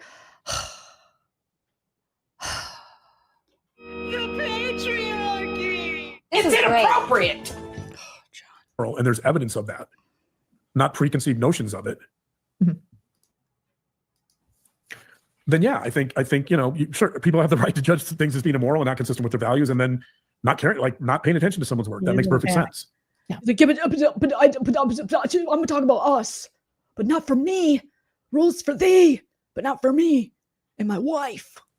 But on the other hand, there's certain people like me. There might be moral questions around Brad Pitt, but it doesn't really affect me. I'm not really interested in his personal life. For you, Women being harmed doesn't affect Dr. John. If a woman comes forward and his favorite actor, that he might have been a little handsy with her, he might have pushed her in a bathroom, on a plane, on a train in Spain. It doesn't bother him. It doesn't affect him. He doesn't care about a woman's struggle. it's about his. His work, right? Now there might be some people that say, "Oh my gosh, I'm never going to see another movie by him." That's their choice. Yeah, that's fine. That's what I'm saying. Yeah. There's some businesses I thought, oh, I don't want to, support that She's still going, John. She's still going. business because maybe I found out their founder isn't someone who holds my, same beliefs. And then That's you. That's what people feel about you. They saw you in a certain way, and then they saw your true color shining through, and now they're like, no, Sankey. No, Sankey. I'll end up actually supporting them because they make a good chicken sandwich. So Chick-fil-A. She's talking about Chick-fil-A. What he order? Chick-fil-A. Mm-hmm. Close on Sunday. You're my Chick-fil-A. She's talking about Chick-fil-A. that's She loves the gays. Lauren. You better, Lauren. You're going to need the gays to get you through this divorce. So the next step in this is if humans are essentially moral creatures and that's how we see the world and evaluate them, we all want to be good. The question is, one of the questions. Why is that Fitbit so tight? John, it's going to cut off his circulation. The glasses, the Fitbit's too tight. Loosen it up, sir.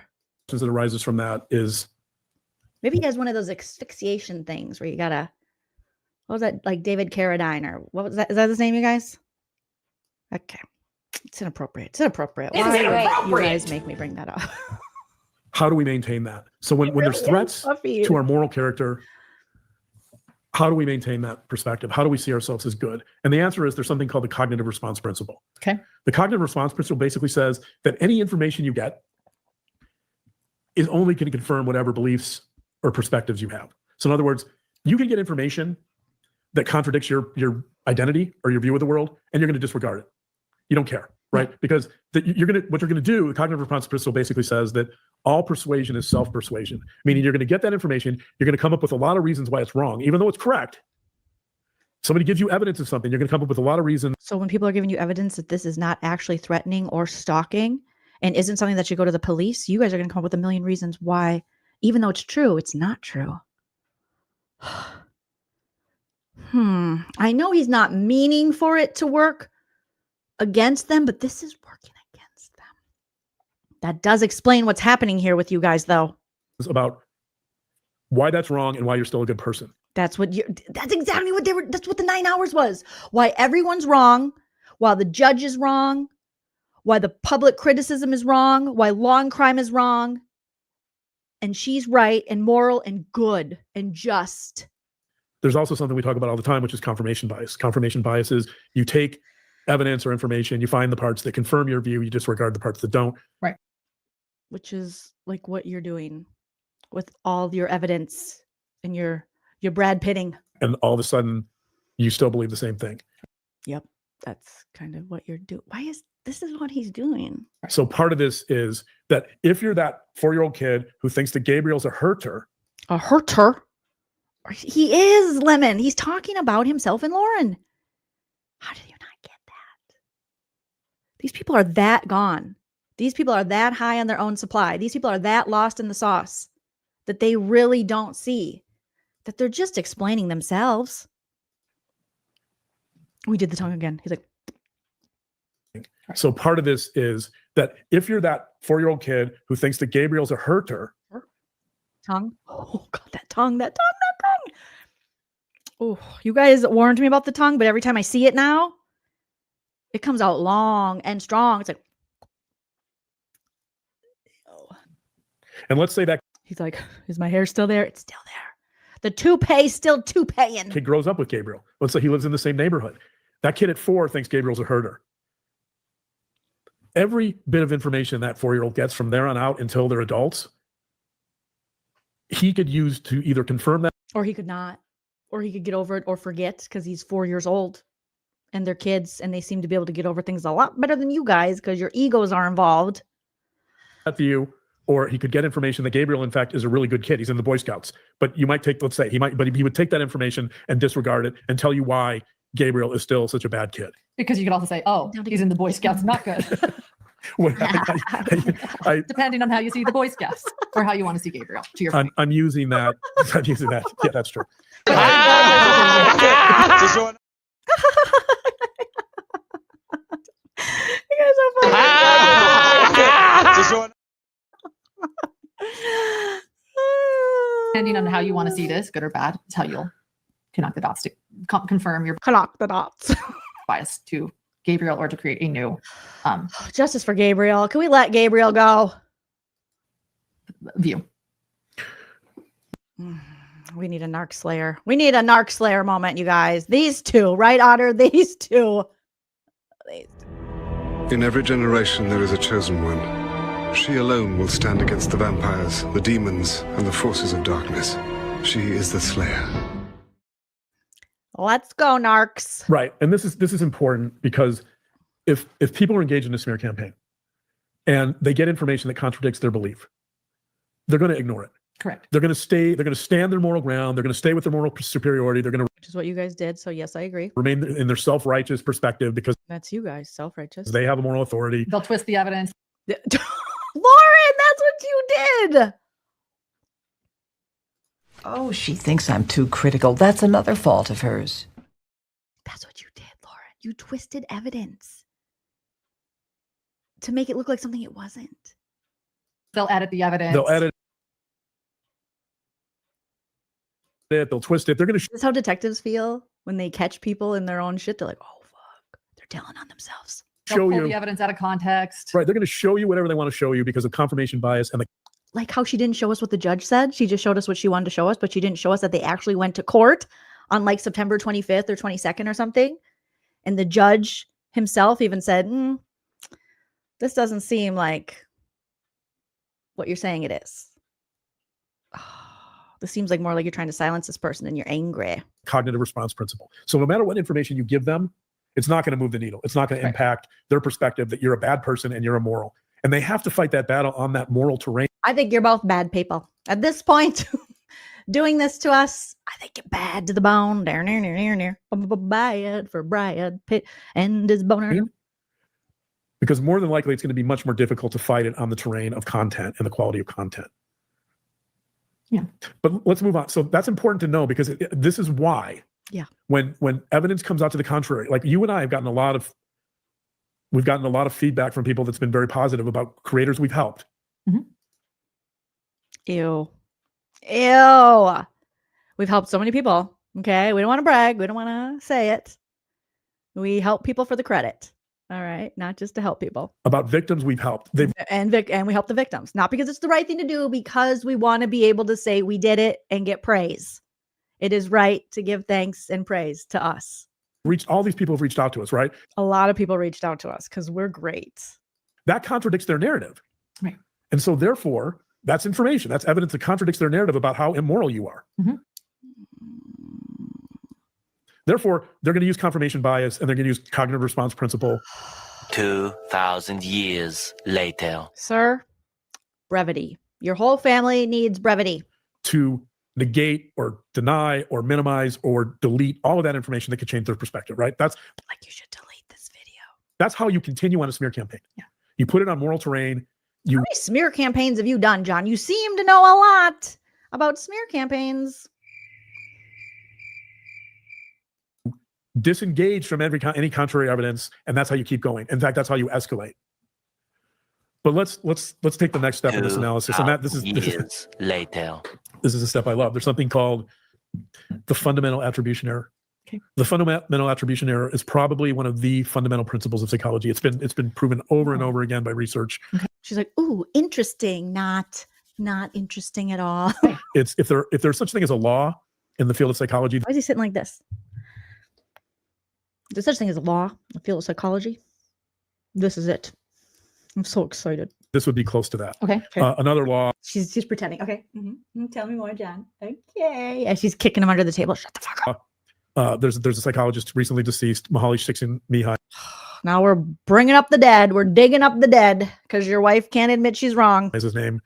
He used to teach at the University of Chicago. He taught flow. He wrote about flow, about the period, about the menstrual cycle. Flow. He's the kind of the father of that. Of periods? Aunt Flo? He believed that Lord Acton's law was the Atkins diet? Also a similar law. Lord Acton's law. I'm just throwing this out there to give you an Who eat no carbs? example of another law in psychology. Lord Acton's law says Atkins got it. the power corrupts and absolute power corrupts absolutely. I heard that one. Absolute power corrupts absolutely. Absolutely. Absolute So power corrupts. Absolutely. He doesn't even know how to say it. And his tongue's out. So Shix Oh my God, the tongue. says the power corrupts Tongue? and absolute power corrupts absolutely. Absolute So power corrupts. absolutely. So Mihaly Csikszentmihalyi believed that was Shits and me high. Shits and me high. a law. This is another what I would consider to be close to a law of human behavior. Fundamental attribution error. So what is the fundamental attribution error says that human beings overestimate Human beings. the importance of personality. Yes, you guys should not overestimate the importance of personality because you both need some stat. In explaining behavior The tongue again. as opposed to the situation. So let me repeat that human beings, whenever something occurs, human beings prefer to explain events in terms of personality rather than the situation. So the evidence for the fundamental attribution error, for example, would be the famous Milgram experience. Oh, yes, the famous Milgram experience. I love that one. Experiments where you shock people Oh, who doesn't love shocking people? because the experimenter is in the position of an authority figure wearing a lab coat, and he says, basically shock this person until they're screaming in pain, and subjects do it. They do it because of the situation, not because they're bad people. Yeah. There's the Stanford prison experiments Oh, who doesn't love a prison in Stanford? where people are put in the context of a prison and they start acting out like abusive prison guards, Oh, fun. not because they're bad people, but because the prison guards are given too much authority, Oh, yes, got it. right? There's the Ash experiments Oh, ashes. that I talked about on our Patreon, where groups are shown lines of different magnitudes. They're given a reference line and they're shown 3 lines. You guys pay to hear this guy talk? People pay, like behind a paywall, to hear this guy lick his lips and talk with his itsy bitsy teeny weeny glasses? Of different magnitudes, and members in the group are Confederates, and they're told, hey, look, this is clear cut. There's one line that matches the 3, but we want the Confederates to say that this line is actually the wrong line. In other words, to say that this longer line is a shorter one, and to get people in that group to believe it. And you know what? 75% of the time, one of the group members believes that the wrong line is the right line simply because Like you guys. of group peer pressure. Those are all examples of where the Lauren's like, situation, it's not because these people have defective personalities. No, we're not defective. Group peer pressure. Where I was peer pressured as a 45-year-old woman. Group peer pressure. Yeah, it's a lot of peer pressure. That's why I said mean things about people allegedly peer pressure. So here's where the fundamental attribution error is really important in terms of this smear campaign. Okay. She's writing notes again. She's like, kill me. Kill me. I can't stress this enough. He's like, what are you writing down? What? No. She's like, knock it off, John. I will never touch your itty bitty wiener again. Never. Never. No more handies, she wrote down. Wrap it up or no more handies. That almost every person involved in the smear campaign talked You can't touch my boobs again. about you positively. Yeah. Yeah. People like me. I'm a good person. Dr. Macy Holiday says, these are the most basic examples, Psych 101. Right? All right, dumb Dr. John. Trying to act like he knows something. Next, he's going to tell us about Pavlovian response. They all talked about you in a positive light. That's true. She's like, it's true. I am a very good person. Thank you so much, John, for mentioning that. Before you rejected them, before there was a change. Some of them rejected me too. Yeah. But the point is that. And you talked about them positively before you rejected them. You were essentially positive, and then certain circumstances changed it, and all of a sudden you became evil, right? And then they became evil. So it's kind of like you guys got in a fight. You found out you met each other like a year ago or so, and then you found out you don't really like each other.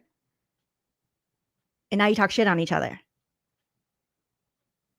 How is that relevant? How is that not just typical petty fight bullshit?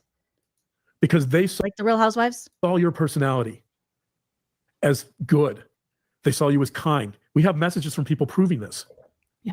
That's what you said. You have a literal letter to Lindsay when you let her go to work for the bigger creator saying how great she was and I hope you collab again. Then all of a sudden you get word that she may have said something about you or not liking working with you or something. And then you guys are like, she's a horrible person.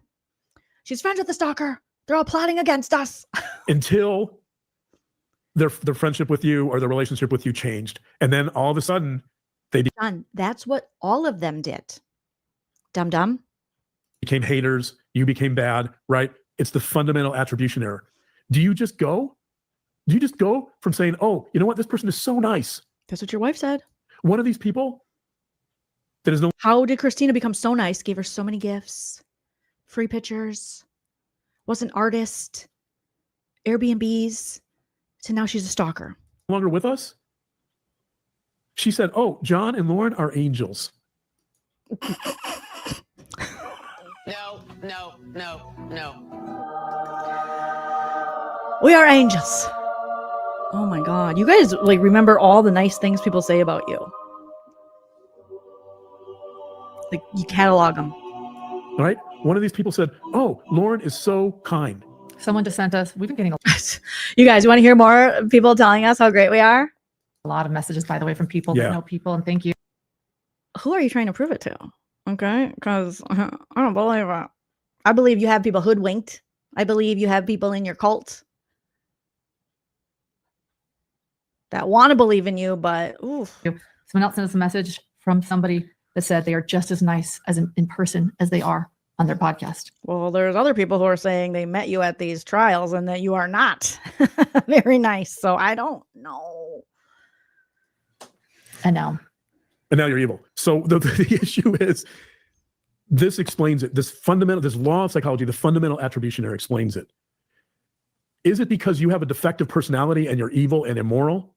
No. It's the fact that the situation changed. How did it change? Because you either changed their employment, you changed your relationship with them, maybe you had a falling out in your friendship. It wasn't that your personality changed, it's that their status with you changed. Toxic people are trying to get things. They're not being toxic for no reason. They're gaining something out of how they operate. That's why they operate like that, because they get something. As soon as you find that out, you'll be able to cut off what they're getting, and they will leave. Yeah. Okay. Cat Williams explains this so much better. We don't need you boring us, Dr. John. You guys are toxic and not in a fun Britney Spears way. Okay. You're toxic people. because that You're not telling the truth. status changed, they hate you. So why Did they ever say we hate her? I don't. is this important? Because all the evidence here suggests that these people all saw you as good and moral and virtuous until Not virtuous. what? Oh. Name them. Name them. Well, what Name you 'em. did was ridiculous. Name 'em. Not having. Name 'em. Well, be quiet. So Name let me 'em. talk. Jesus. Name them. We're going to need you to name them. Look at her. Look at him like, shut up. Shut your mouth. I've been listening to you for how many years we've been married? You don't even get paid for your job. I have to carry this whole damn family on my back on this channel. I thought this emotional grift would be the way to go. But no. Something happened. They either rejected you rejected them, the friendship changed, right? The situation changed. The situation changed. And so in that sense, it's really no different than the Milgram experiments. Not the Milgram experiment. In the sense that the situation is being guided by an authority figure. That's how you get the subjects to shock people, right? It's not that the people performing the shock treatments changed their personalities. It's that the situation changed. And so the most compelling evidence and most compelling argument here is you didn't change. Thank you. I know you didn't change. Thank you. You didn't change. Thank you. Thank you. I'm still not giving you a handy. Thank you. You didn't change. You're perfect. I think you might be a little biased there, Dr. John. Because you still want to get laid. Someone actually tried to tell me that I changed. Oh, no. Someone told you that you changed? Call the police. Call the popo. Someone actually told me that I changed. Thank you. You didn't change at all. The situation changed. These people are so against change. She doesn't even want her face to change, even though it is changing. You know what I mean? Change is good. Change is normal. Some say change is progress, but not you two. Their status and relationship with you changed. That's it. You're the same person. Thanks. Still drive you crazy. I can still be annoying. Oh, girl, don't we know it? He's like, what should I say? What should I say? What should I say? The Milgram experiment. Red Pit. Yeah, right. You can be annoying, but you know what? I'm an adult. Wait a minute. He said you're annoying. He's harassing you. He's disparaging you. It's a threat. I can handle being called annoying or having people saying they're annoying. Like, that's what mature adults do. They can handle being. Oh, he's coming for Christina. He's like, ooh, I'm coming for the alleged stalker. I can handle it. No, you can't, John. No, you cannot. Called annoying. You can call me annoying too. You do all the time. You're annoying. You guys, we're learning a lot about your relationship. You guys call each other annoying all the time? I mean, I agree. You are both annoying. But I definitely don't want my husband calling me annoying, and I don't want to call him annoying. We're learning a lot about you too. A lot of resentment's building up, Dr. John. You should know all about that stuff. That's not good. So, You can be really annoying. That's what grown-ups do. That's what mature You can be really annoying. I can be really annoying. You're annoying. Yeah. people do. They can handle being labeled something. That's the whole premise of this, is that your wife cannot handle being labeled something that she thinks she's not. She literally can't handle ticky-talkies where people are lip syncing songs about her without naming her or using her image. So we're covering a lot of terrain here. Did the tongue again. Fundamental attribution error It's is proof all projection, Buffy. that you're not the one who changed. The relationship changed. You're the same person. That doesn't mean you're without flaws. Doesn't mean that you're imperfect. She's like, tell them how great I am. Keep It Moving says, I don't think the text will ever come out because people don't want to be sued by Lauren and a legal battle. Too expensive. Yeah. That's what they're doing. They're just silencing people, using the law to just silence people. But I'm not right. perfect. The journalist is silencing people. These two are so annoyed with each other. They are so annoyed with each other. So they are miserable. May a marriage like this never find me. let's stay with this idea of morality though. So may a man who wears a tight Fitbit, ill-fitting elderly woman librarian glasses with high blood pressure and loves to mansplain with a boner for Brad Pitt never find any of us. With you, the fundamental attribution error basically says that you went from being a good, virtuous, moral person, and then your relationship with these people changed, and all of a sudden you're immoral, right? You're a defective character. That's the. Well, she's lying. So if you seem that as immoral, then yeah, she's acting immorally by lying to her subscribers who believe in her, who trust her, and go to her. And now she's lying to them and trying to manipulate their emotions in order to get something, being money, sympathy, argument. Love. It's ridiculous views. Because every single one of these people had a change in relationship status with you, and every single one of them turned against you because of it. Do you see? But Dr. John, how do you not? Do you see how you're too close to it? You're not smart enough to see that all these people have a problem with your wife? What's the common denominator, John? Is it all of these people, or is it the one lady sitting next to you with the eyebrows to the sky? The sky high brows. John, come now, John. Come on. Brad Pitt could see this coming. Not because you changed. And so obviously, what does that suggest? That's envy. He's scared of her. That's envy. Oh, yes. Everybody's jealous of Lauren. We'll talk about that more later. But before we do, people still might be saying, all right, whatever, John, like, people are moral creatures. They want to think they're good. They don't change their perspective of themselves. Fundamental attribution error. Okay, so what? How does he know what we're thinking? Maybe he's a psychic. This is the part, I think, that's important, because why does she get the big comfy chair? Is he sitting on a stool? Where's the back? Does he have a chair with no back? now we're going to get into why there are risks here and why this is a real problem. Ooh, what are the risks? A lot of people, maybe not a lot, I'm sorry. There's some chatter out there that this is just like a big cat fight. Yes, that's exactly what it is. That's my opinion. It's like the Real Housewives of True Crimeville. Mm-hmm. Right. This is just like a bunch of mean girls going at it. Yep. There's no victimization. Yes. Yes.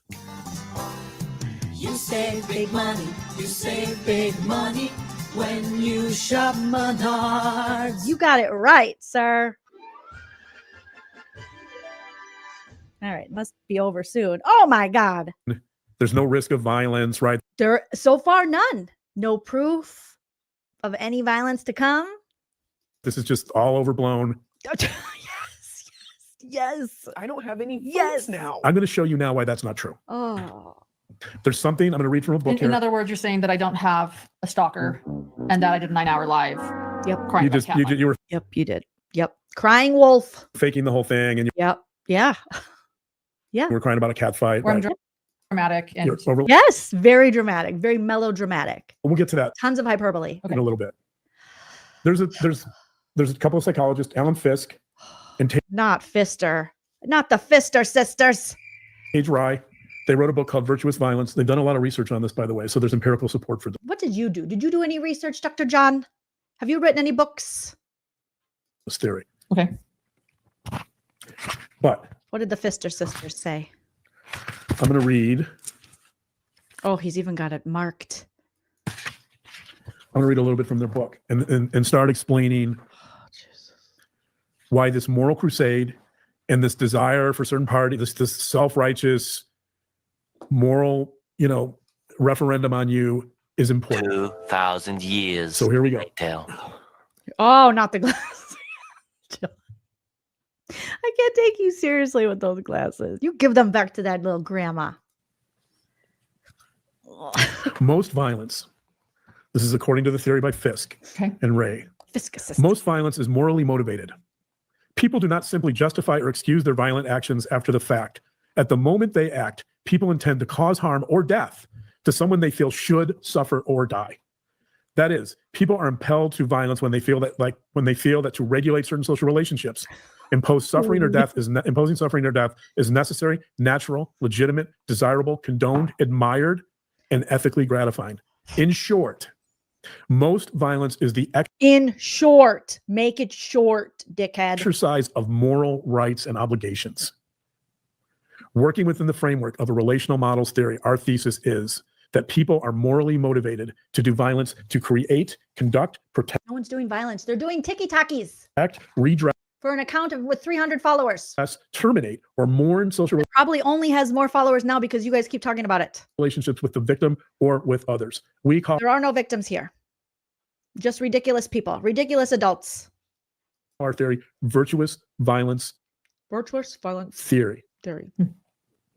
So why is this important? It's not. It's important because there's a lot of evidence suggesting. I'm going to read a line in here that I Oh, we just got done with the book. Give us a break.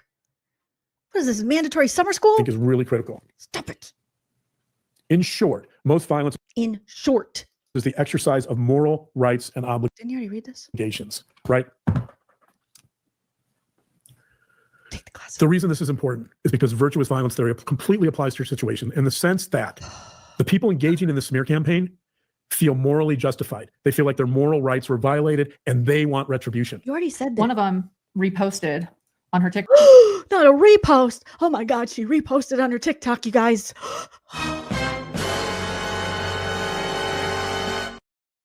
God, not a repost. Not a TikTok repost. The threats. The threats. The threats. No. I defy you, stars! Why do you have to break Leo's heart like that? Talk. We should bring back public shaming.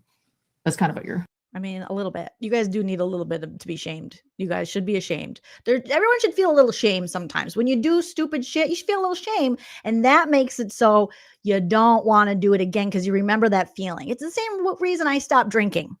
Okay? I didn't like that feeling the next day. What did I say? What did I do? Did I hurt someone's feelings? I didn't like that feeling. And so I remember that feeling. And I go, yeah, I'm going to stay sober. I'm going to stay sober. Okay? What's wrong with a little public shame? Like a little bit of feel a little shame sometimes. We got to pull it back to the real philosophers, the real PhDs in psychology over here, the writers of South Park. What's the matter with you people? You're sad that people are mean? Well, I'm sorry. The world isn't one big liberal arts college campus. We eat too much. We take our spoiled lives for granted. Feel a little bad about it sometimes. No. You want to put all your shit up on the internet and have every single person say, hooray for you. You. You're all pricks. Yes, you're being pricks. A little shame is good for everybody. Exactly. Which is the Salem witch trials too. I mean, oh, no, we're not. We are, Lauren, we are not Salem witch trialing. That is not what we're going to do. Okay. We are not Sabrina, the teenage witching. You better stop. You are not important enough, lady. I guess a lot of people feel that way. Yeah, clearly. But the larger point here is that there's research supporting this, and that if you engage in kind of this extreme moral crusade against someone, the natural and logical conclusion to that is harm or death. And if you think about the smear campaign, Says who? So says you, Baby Gap. The stalker who began the TikTok, Says you, Big and Tall. She says quite clearly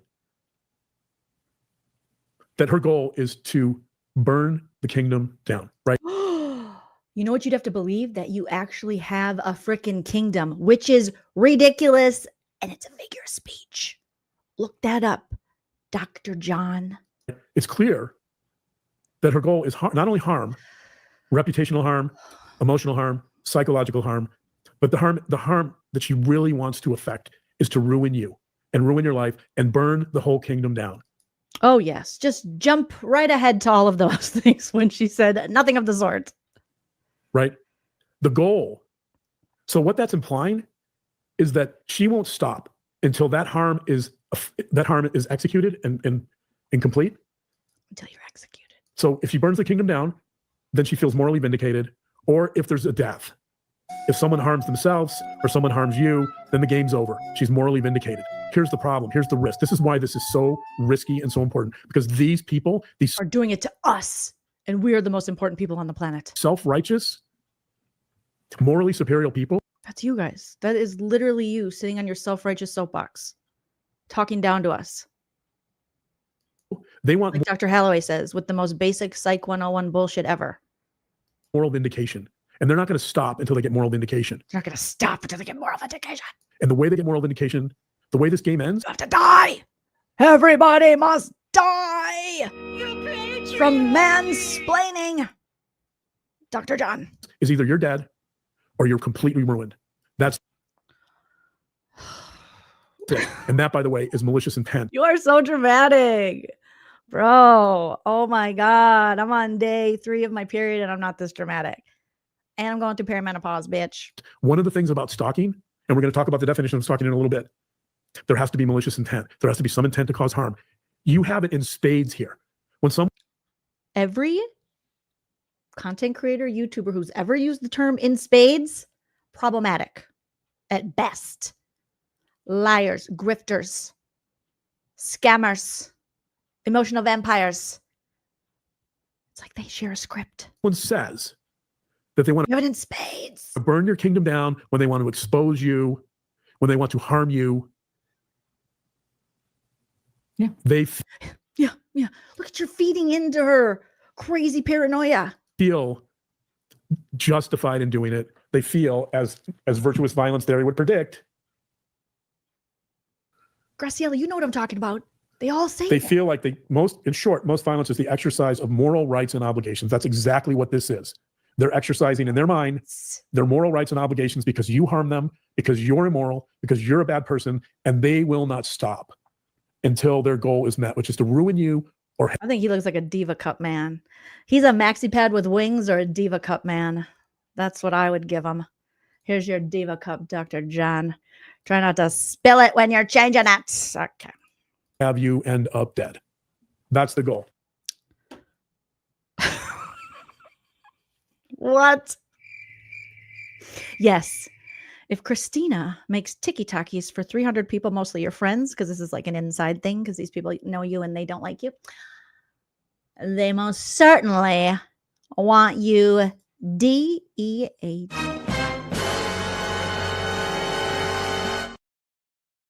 Obviously, you can easily come to that conclusion.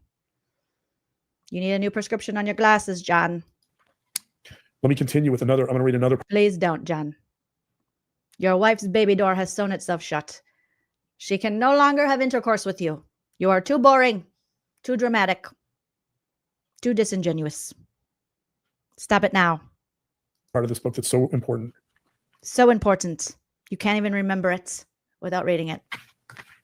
Too important to memorize. Same book, Virtuous Violence. Same book, Virtuous Violence. Virtuous Violence. Authors. This is page 17. Page 17. So you didn't get very far in the book, did you, John? Quote. Virtuous violence theory proposes that the perpetrator intends to harm or kill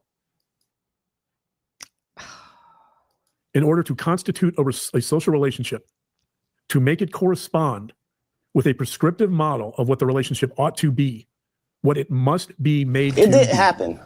It didn't happen. And I hate to seem like a petty individual for picking apart lies, but Jussie Smollett gonna keep lying until you say we don't believe you.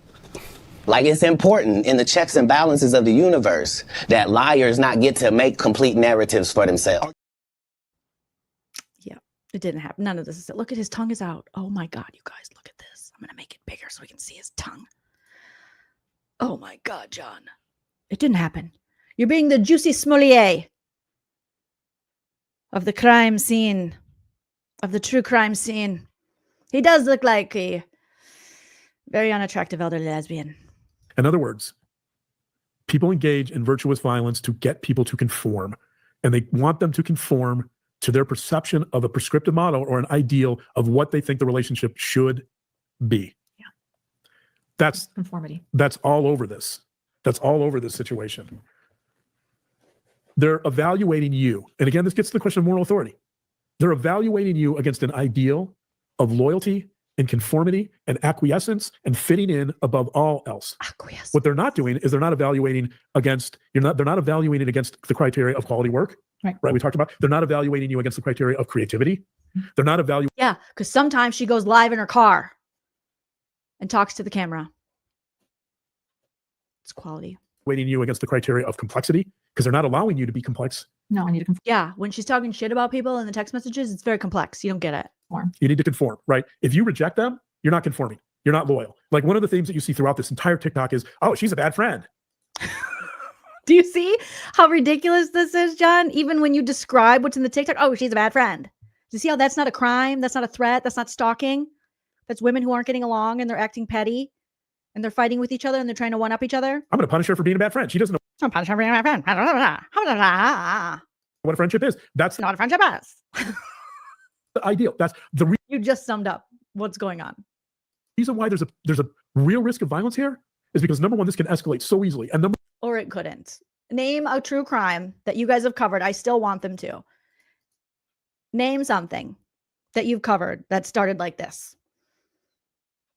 With wine-soaked, upper middle class white ladies who get in fights and each other after making tiki-takis. That's not going to happen. And you know it, John. And you know it, sir. You're a liar.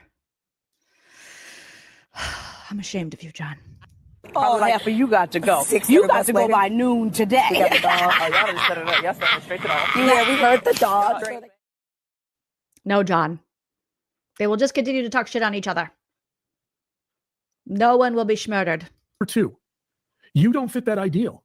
You never did. You're not conforming to this very narrow, rigid perspective that they want you to fit into. Of what a friend is and their friend. And yeah.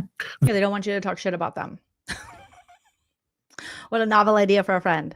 Hey, can you not talk shit about me? Thank you so much. That makes this, by the way, I mentioned the moral crusade. That makes this an ideological battle in the sense that Not ideological. That makes this an ideological battle. the fight here is, and to them, the fight here is good versus evil or good versus bad. They're good, you're evil. God. And because of that, Oh, God. the only possible way out of this is total ruination of you or death. I'm going to read a quick quote here. That's what you say. No one has mentioned total ruination or death, except for you. Grim Peeper, okay? Grim Peeping Tom over there, looking at Brad Pitt. This point, Nasty. this is from a book called Human Destructiveness. I love how he shows the book. It's from a book called Human Destruct. It's from a book called Human Destructive. Just how you hold a book. Okay. Yep. I got this book too to do back at the library tomorrow, so I thought I'd use it today. By Anthony Storr. Oh, I hate Anthony Storr. What a liar! I don't know him. Storr. What? Humans destructive? No. What? Lauren, you're supposed to be being stalked and terrified for your life. You're not supposed to be acting like this is your own stand-up act. Anthony Storr is a brilliant British psychiatrist. He's written a lot on Says you. a lot of topics. He's writing here about, obviously, All of his books are every book he pulls out, not that long. I'm just pointing that out. Not that long. They look like quick reads. human aggression And he only gets to like page 17. and destructiveness. Here's Anthony Storr, page 142. Oh, he got into the 142s. My dogma is, quote, my dogma is that all dogma is suspect. Not And it seems Dogma, to me that most of the harm in the world is done by those who are which is a great movie, Dogma. Where Alanis Morissette is God, and I still believe that to this day. Yes, Archer, thank you. If you haven't liked and subscribed, please do that, you guys. Thank you so much. Oh my God. dogmatically certain that they are right. Dogmatic. I love dogs. I love them so much. For being absolutely right means that those who disagree are absolutely wrong. Those who are absolutely wrong are, of course, dangerous to society and must be restrained or eliminated. Dangerous minds to society. I don't have any foods now. Yes, they are. Oh boy. Oh boy.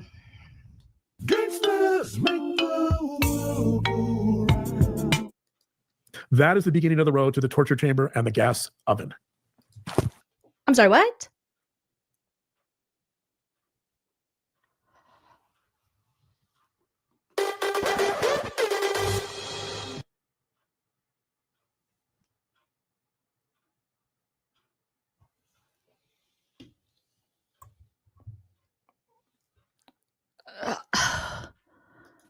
Unquote. That's what we're talking about. So when people say, How did we get here from tiki-takis? Are you comparing what's happening to your wife that things that happened during genocide? oh, gee, this is just Mean Girls. This is just a stupid cat fight. It is. And you're even dumber, stupider, dumber for feeding into this shit. They don't understand they don't understand the stakes here. They don't understand what's going on. They don't understand. I love steak, sir. Okay? Don't you try to fucking tell me. Bruh. That to the people in the smear campaign, this is a moral crusade that is reducing you. Oh my God, this is worse. Yes, people are dying, Kim. I need that clip. Oh my God. John, you're a virgin who can't drive. You're a virgin who can't drive. John didn't get his wiener touched until his mid-30s. That's why he's acting this way. I have a feeling, I got a feeling, ooh, that tonight's gonna be an incel night. Tonight's gonna be an incel night. Fill up my cup. Boner Brad Pitt. These are ridiculous comparisons you're making. Wow. To someone or something that's subhuman, that needs to be subhuman. He's trying to World War II this shit. Destroyed. This is an ideological war against you. And by the way, many of the people in the smear campaign that we have not named are continuing. They have continued. Oh, are they continuing? Then why are you sitting here smiling? Why aren't you in hiding? Where's your bunker? Get in your bunker. What is going on? Bunky Brewster. By the way, some of these bitches are still making tiki-takis. Just so you know, I'm not going to talk about it more. I'm not going to talk about it, except for you just talked about it. You dumbass. What? Oh my God. I'm not going to talk about it, except for that I just talked about it. Let's talk about some other risks. Let's not. We will get into defining stalking in a minute, and we'll get into the psychology of stalking in a minute. But as long as we're talking about risks, I want to bring up some real risks here. People say, oh my gosh, why would you get a restraining order if this is just a cat fight among mean girls? Yes. Why would you waste the court's time, the police's time, our time, your time? Nothing's going to happen. This is nothing, right? No. Nothing is going to happen except for tiki-takis. Virtuous violence theory suggests otherwise. Virtuous violence theory suggests otherwise. And if you do, as I've done, if you do some of the stalking risk assessments, the risks are considerable. And this is what he does: is he? Oh, you're a risk assessor now. Oh my God, conflict of interest, bro. Your penis is interested in the lady, therefore you don't get to be impartial to this. You don't get to decide the risk assessment. No one would hire you for this risk assessment for your own wife when you're trying to. Like, hello. You, if anyone, should know that. Assesses and evaluates offenders. So who's the offender? This is what you do with your philosophy. At this point, I'm convinced too. There's so many examples that there's an affair or something, because they are really, really doing the most. Really doing the most. It's true, Brenda. You get like big conflicts of interest here. Or for him. Heavy on the bias, sir. Of when you engage with people on a moral crusade and your goal is not this moral crusade to dehumanize them, and you see it as a moral issue, it will escalate. And that was a concern you and I had. If people say, oh my God, this stalking order is so frivolous, no, it's not. And every time you do that voice, you're right, though. He's like, oh my God, it's stalking order is so frivolous. Those are all, I know you're like making fun of people who criticize it, and that's fine, but we're right. And that voice is right. And you know it's right. Otherwise, you wouldn't be pushing back so hard. This is why. You wouldn't be having to throw in like genocidal stuff. Because you and I were trying to prevent someone landing at our door with a gun. You can go, little girl. You can go, little girl. No one's showing up at your door with a pew-pew, sir. Over this.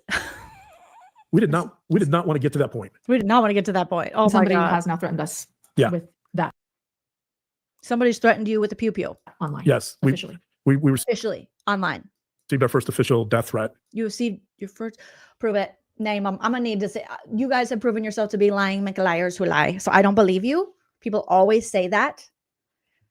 So I don't believe that. And before this, the threats were just that they were going to burn your kingdom down and put your head on a platter or something. the other day. Yeah, just the other day we got someone sent a thingy majingy in our inbox. First official. Lucky. Then call the police. Then honestly call the police. If you've legitimately received a D threat, a threat, call the police. That's worth calling the police for. All this before, not worth it. And who did it? Did the stalker do it? Because it sounds like it wasn't her. So who sent it to you? Which again, not our first official, actually. Yeah, that's true. We've had others. That's true. It was very chilling. It was. But rewind. You both just said it was your first official, and now you're saying, "Oh, not our first official," because you caught yourself telling on you. These people talk so much they tell on themselves over and over and over again. We did not want to get to that point. And somebody has now threatened us. Yeah. With that online. Yes. Somebody has now threatened us with that online. So you said one person threatened us now. Officially. As opposed to unofficially, where there wasn't like they didn't seal it with a stamp. They didn't notarize it. This one was notarized. We received our first official death. Received our first official threat the other day. The other day. So now they've both told on themselves. And then she's going, wait, did I say before? Because like Judge Judy says, when you tell the truth, you don't have to have a good memory. But you guys are lying. It looks like lots of lies. So you forget what you talked about. Like, did I say that? Did I say I was? Wait a minute. Which again, it's not our first official. It's not our first official, even though he just said it and I just said it's not our first. It's actually our 31st, right, John? Official, actually. Not our, yeah. Actually. Oh, yeah. I don't know why I said that. I don't know why the valedictorian who got into, I was going to say stale, Stanford, Yale. I don't know why I would say that. That's true. We've had others. That's true. We've had others. Then why did you say it was your first official? It's a weird thing to say. Pause, think about, and then take back. You two are scammers. Not only are you liars, but you're scammers, bro. That's true. But it was very chilling. It was very chilling. You already said it was chilling before when they were doing tiki-talkies about you. It was chilling, and it shows you the extent to which when you start. These two. You too. You little liars. Start framing things in terms of this moral crusade. This is what you get. Very chilling. What are some of the other risks? And we're going to define stalking in a second, but let's talk about some of the other risks involved here and why this is not just mean girl behavior. Number one, obsessive nature of the posts. Yes, your wife is very obsessive in her long text messages to her alleged stalker. She kept giving her novel after novel and then would block her, but would still message her stalker. I don't know about you, but I don't think people tend to willingly message their stalkers. Everyone we talk about this all the time. The number of criminals engaged in murder or very violent acts, almost all of them have some type of obsessive qualities. They ruminate about the victim. They can't stop thinking about the victim. They obsess over the victim, right? That creates an attachment to the victim. Here you have that type of obsession. Another risk here. Months and months and months of posts, despite not communicating. Well, despite you saying. Months and months and months and months and months and months of TikToks where this chick was walking in a field of flowers, where she was singing Eminem songs, where she was sitting in her car asking the police what she was doing wrong. Very threatening. Saying you feel threatened. Yeah, starting it with I feel threatened, then the social media, the Instagram to Instagram and TikTok, and there's a YouTube. I didn't know actually until after this. There's a YouTube? Well, give me that one. What's that one? Does anyone know the YouTube channel? So we can check that out. We can investigate it for you, Lauren. Easy peasy, lemon squeezy. And I forgot to mention in my 9 hours. You sure forgot to mention stuff in that 9 hour. Months and months and months and months of it without months and months and months and months and months. Yes, months and months and months and months and months and like Silly Goose says. All the months. Any response from me. Escalating. Obsessive. There's also this inordinate rage and hatred towards you. And that's a risk. Because when people develop this intense rage towards another human being, and I think, by the way, with the TikToker, I think a lot of that is repressed. But you see it, the way you see that rage is by ignoring a stalking injunction, right? The way you see that rage come out is by being oppositional. It's after our first hearing, it's going outside on the courtroom steps and doing a mic drop. That's taunting you. The stalker did that on the. What do you mean? Did she do a TikTok after you frivolously brought her to court and she did a mic drop when the judge said that he didn't believe that you really felt threatened? That I would do a mic drop too if you took me to court frivolously because of TikTokies and put me through that with a temporary RO. And then the judge was like, I don't know about that. That's mic drop worthy. Day of our hearing in September, she went outside. She filmed herself doing a mic drop. Yep. That is an appropriate mic drop. That's harassment. You could argue easily that what you're doing to her is harassment. You got her kicked out of events, like Seti's saying here. You took her to court for TikTokies? What was supposed to it was supposed to be our evidentiary hearing, and the judge changed it to a later date. Yeah, what did the judge say at the end of that hearing, Lauren? How come you never share that? What did he say? And the judge continued it and lessened the stalking injunction, and she went out and did a mic drop. But what did he say, Lauren? It's so important to hear what he said. I think we're going to have to go look at what he said now. What did he say, Lauren? What did that judge say? Smash that like if you haven't already. We got to pull up that. Hi, you got a little cough? Hello, producer Prince. What did he say? That's what we want to know. Lauren, how come you never talk about what the judge said in September when you were there on your civil stalking injunction?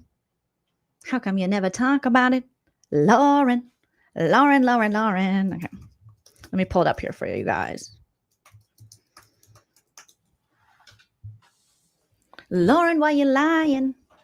Why you lying? Okay. Let me grab it here. Guys, shout out to the J is for Justice. I found it on this channel. I am not familiar with their hork, but this channel did have video of it if I can find it again. Okay. The J is for Justice. Let me drop the channel. If you're not, you guys probably are like, yeah, we already know about this. But let me drop it in the live here. If you are looking for this video, I will share the channel. So go give them some love. They did a video, LaurenMatthias Restraining Order, Utah hearing, enhanced audio from 9/22. This is about an hour, but I'm going to fast forward it to when towards sort of where the end of this. Okay, let me grab it here. Again, this is the J is for Justice. Shout out to them for providing this audio. So I'm going to just go in about a half hour and see where we're at. Where Lauren is in court for her restraining order. The judge is hearing things. If that's what you mean. When did you... And a couple people are brought up to the stand. I think Janice is.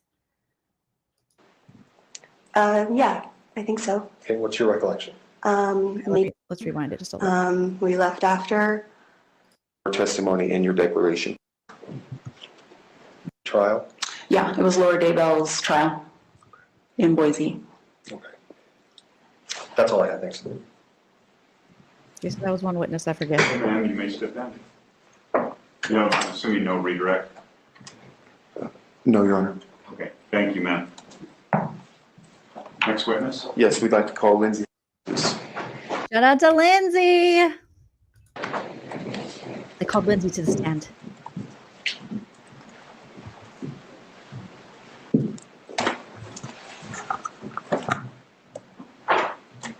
Do you solemnly swear the testimony you're about to give in the matter before the court will be the truth, the whole truth, and nothing but the truth, so help you God?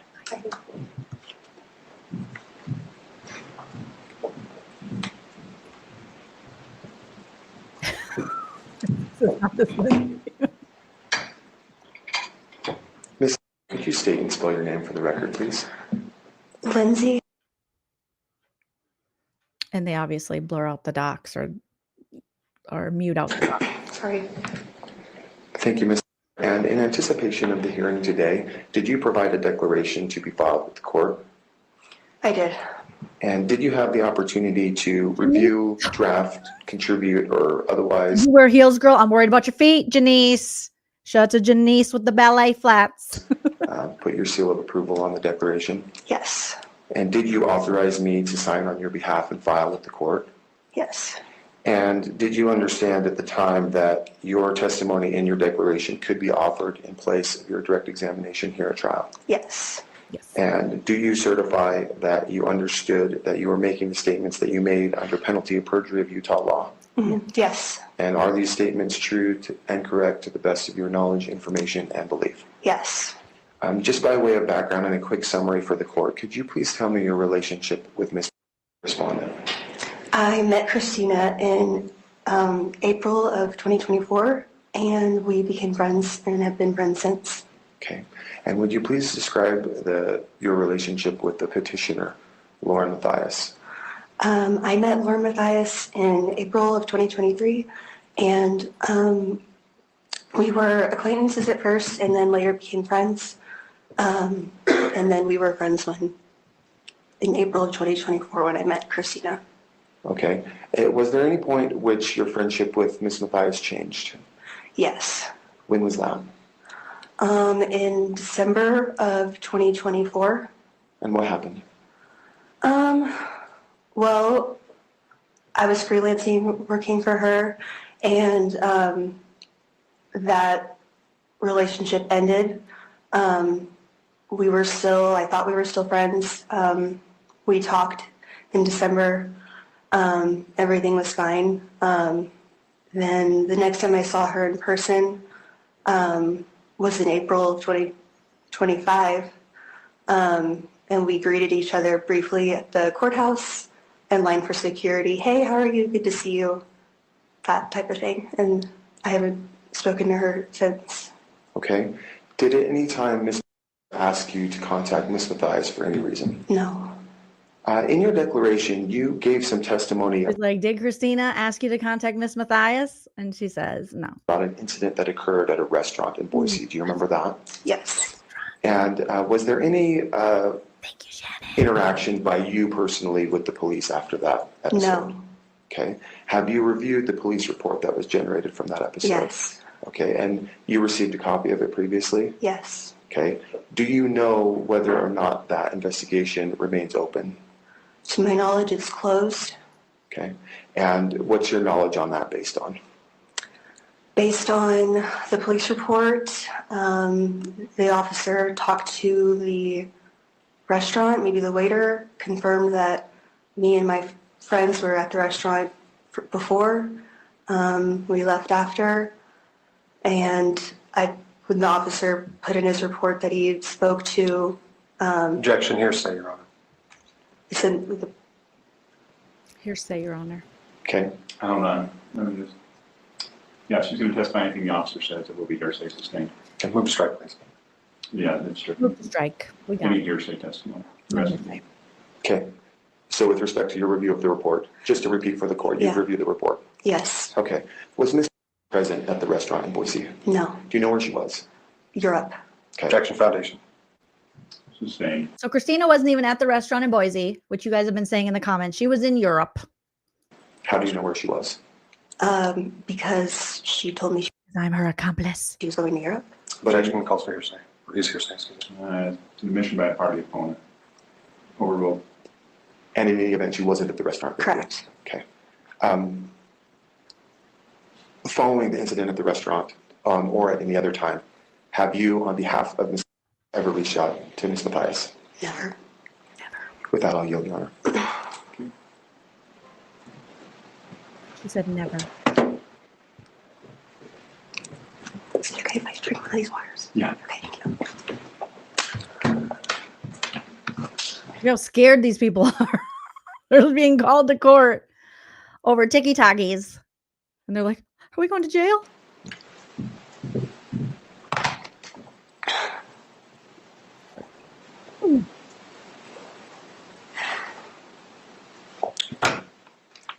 Is it Miss or Mrs.? Miss. Miss, I was also confused by your testimony. When did you initially meet my client?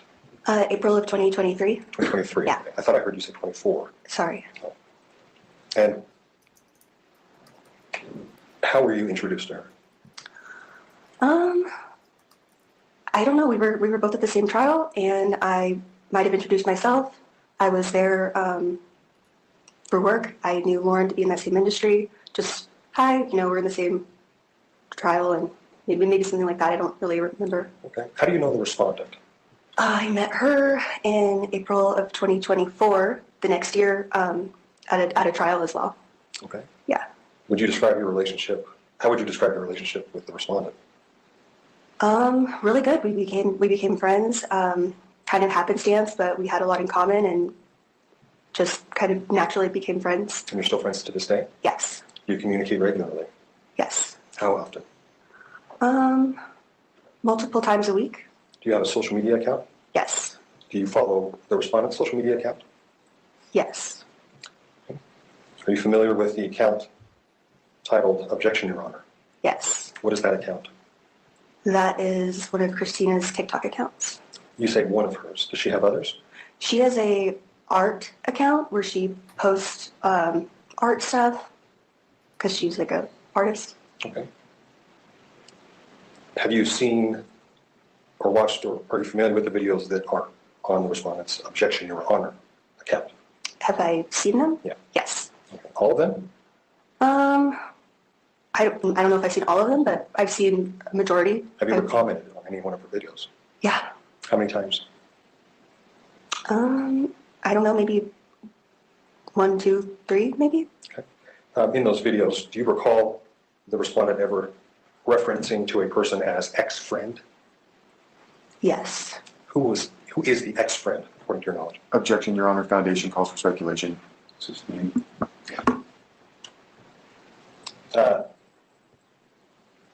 So you've seen the videos, and you just mentioned you have seen the ones where she mentions her ex-friend.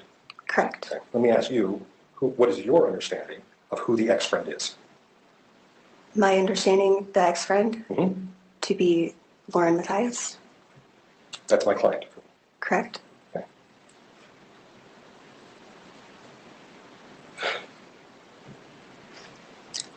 How would you characterize the nature of the videos about the ex-friend, my client? Were they positive or negative? Which videos? I'm just asking for your overall impression. Okay. Of all the videos you said you've seen. Overall were they impression. positive about my client or negative, in your opinion? I don't think they were positive, but Okay. So you can't say they were positive. Can you think of any video that was positive? there were actually a few where they weren't about your client. They were about protecting like your own personal peace, things like that, things that were like kind of, I don't know, not like motivational, but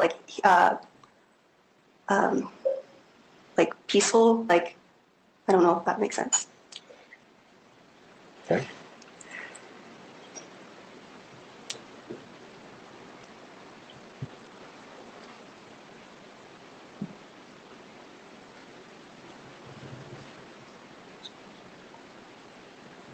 Do you communicate with my client to this day? No. When was the last time you communicated with my client, to your memory? The last text messages I sent her were in January of this year. I was asking her to coordinate a podcast collaboration. Those messages were friendly, business, professional, and then the last time I spoke to her in person was in April of 2025 when we briefly greeted each other. Okay. Did your relationship with my client have any professional nature to it? Yes, at one point it did. How so? After I left one of the jobs I was at, I was kind of waiting for my next one to start, and so we were friends, and I offered to help, and Lauren was very supportive of me at the time when I was leaving the place I was at, and so I worked for her and her husband freelance for a few months. So you were an employee of hers for a few months? I wasn't an employee. Like, are you meaning legally? So it was like a 1099 contract, Okay. if that's what you mean. When did your employment end? I believe just beginning of December, approximately. Do you recall any interactions with the respondent? Did you have any personal conversations with the respondent about my client, either before or after your employment ended? Can you repeat that? Yeah, can you recall any conversations you've had with the respondent about my client? Yeah. At any time? Yeah. Okay. How about after your employment? After? Yeah. Okay. What was the nature of those conversations? Can you be more specific? I'm sorry. Sure.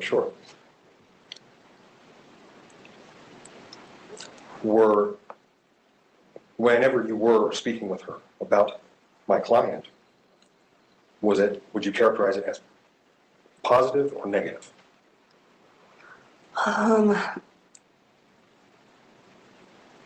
I guess I don't really, I'm not, can you ask me that one more time? I'm trying to understand. Sure. I'm just asking if the nature of your conversations you've had with the respondent about my client after your employment ended, were they positive about my client? I'll object to Slack's foundation, vague. Yeah, sustained. Okay. Let me ask you this. How often would you say did you and the respondent have conversations about my client after you left her employment? Well, at first we were all friends. So in that month of December, things were a little bit awkward between Lauren and I. And so I think that the conversations were based on, are you going to reach out to her? Like, do you think this is something that can be fixed? Like the friendship.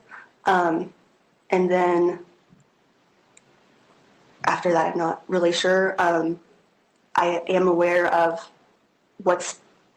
I put in the thing about, like this case, like I know like in April,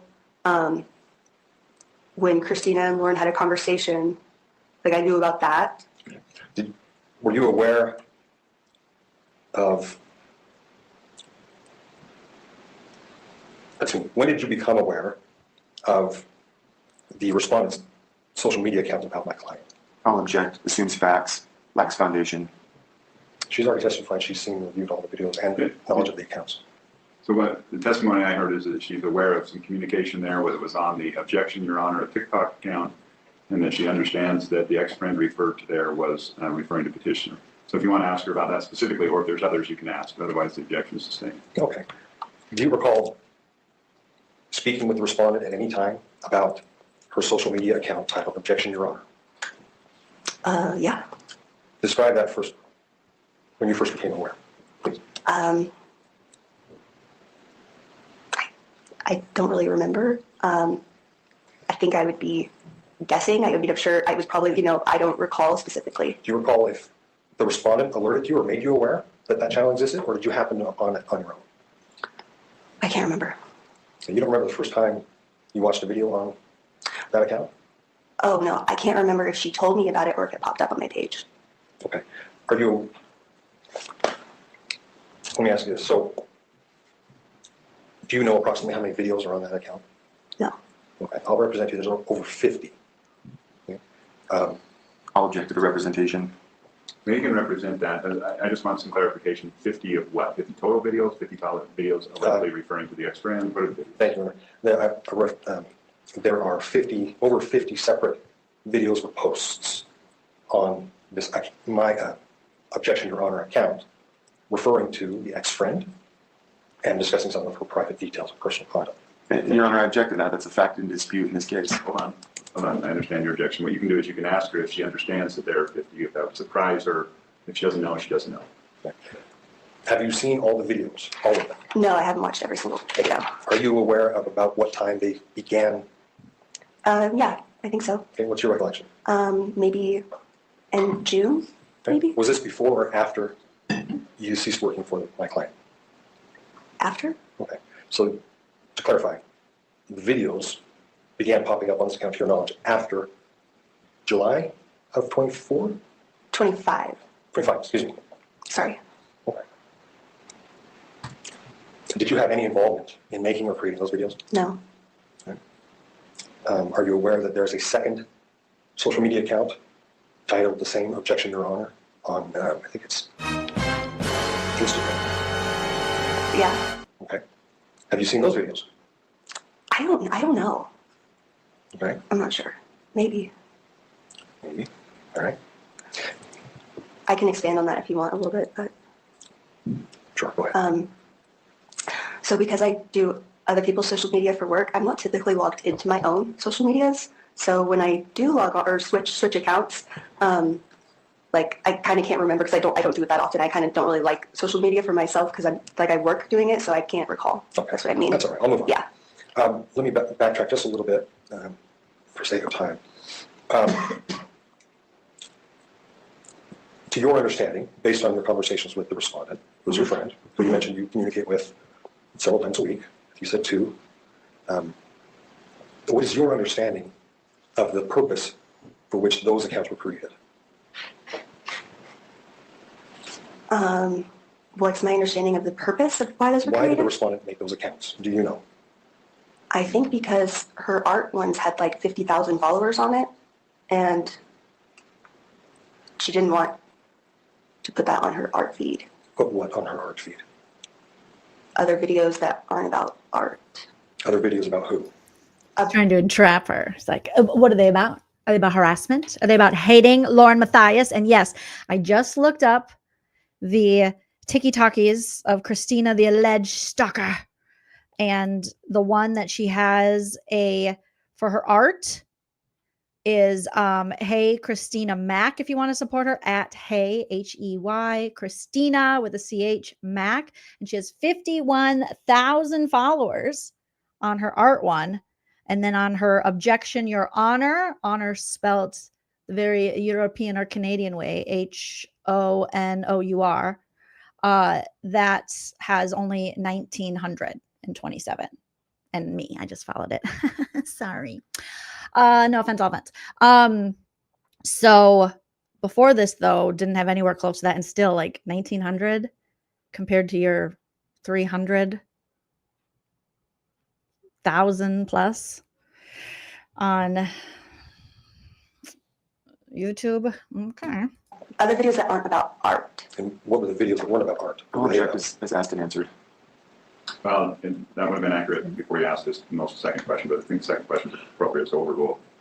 Can you repeat that? I'm sorry. Sure. You stated the respondent has another art account that she uses for art. I was asking you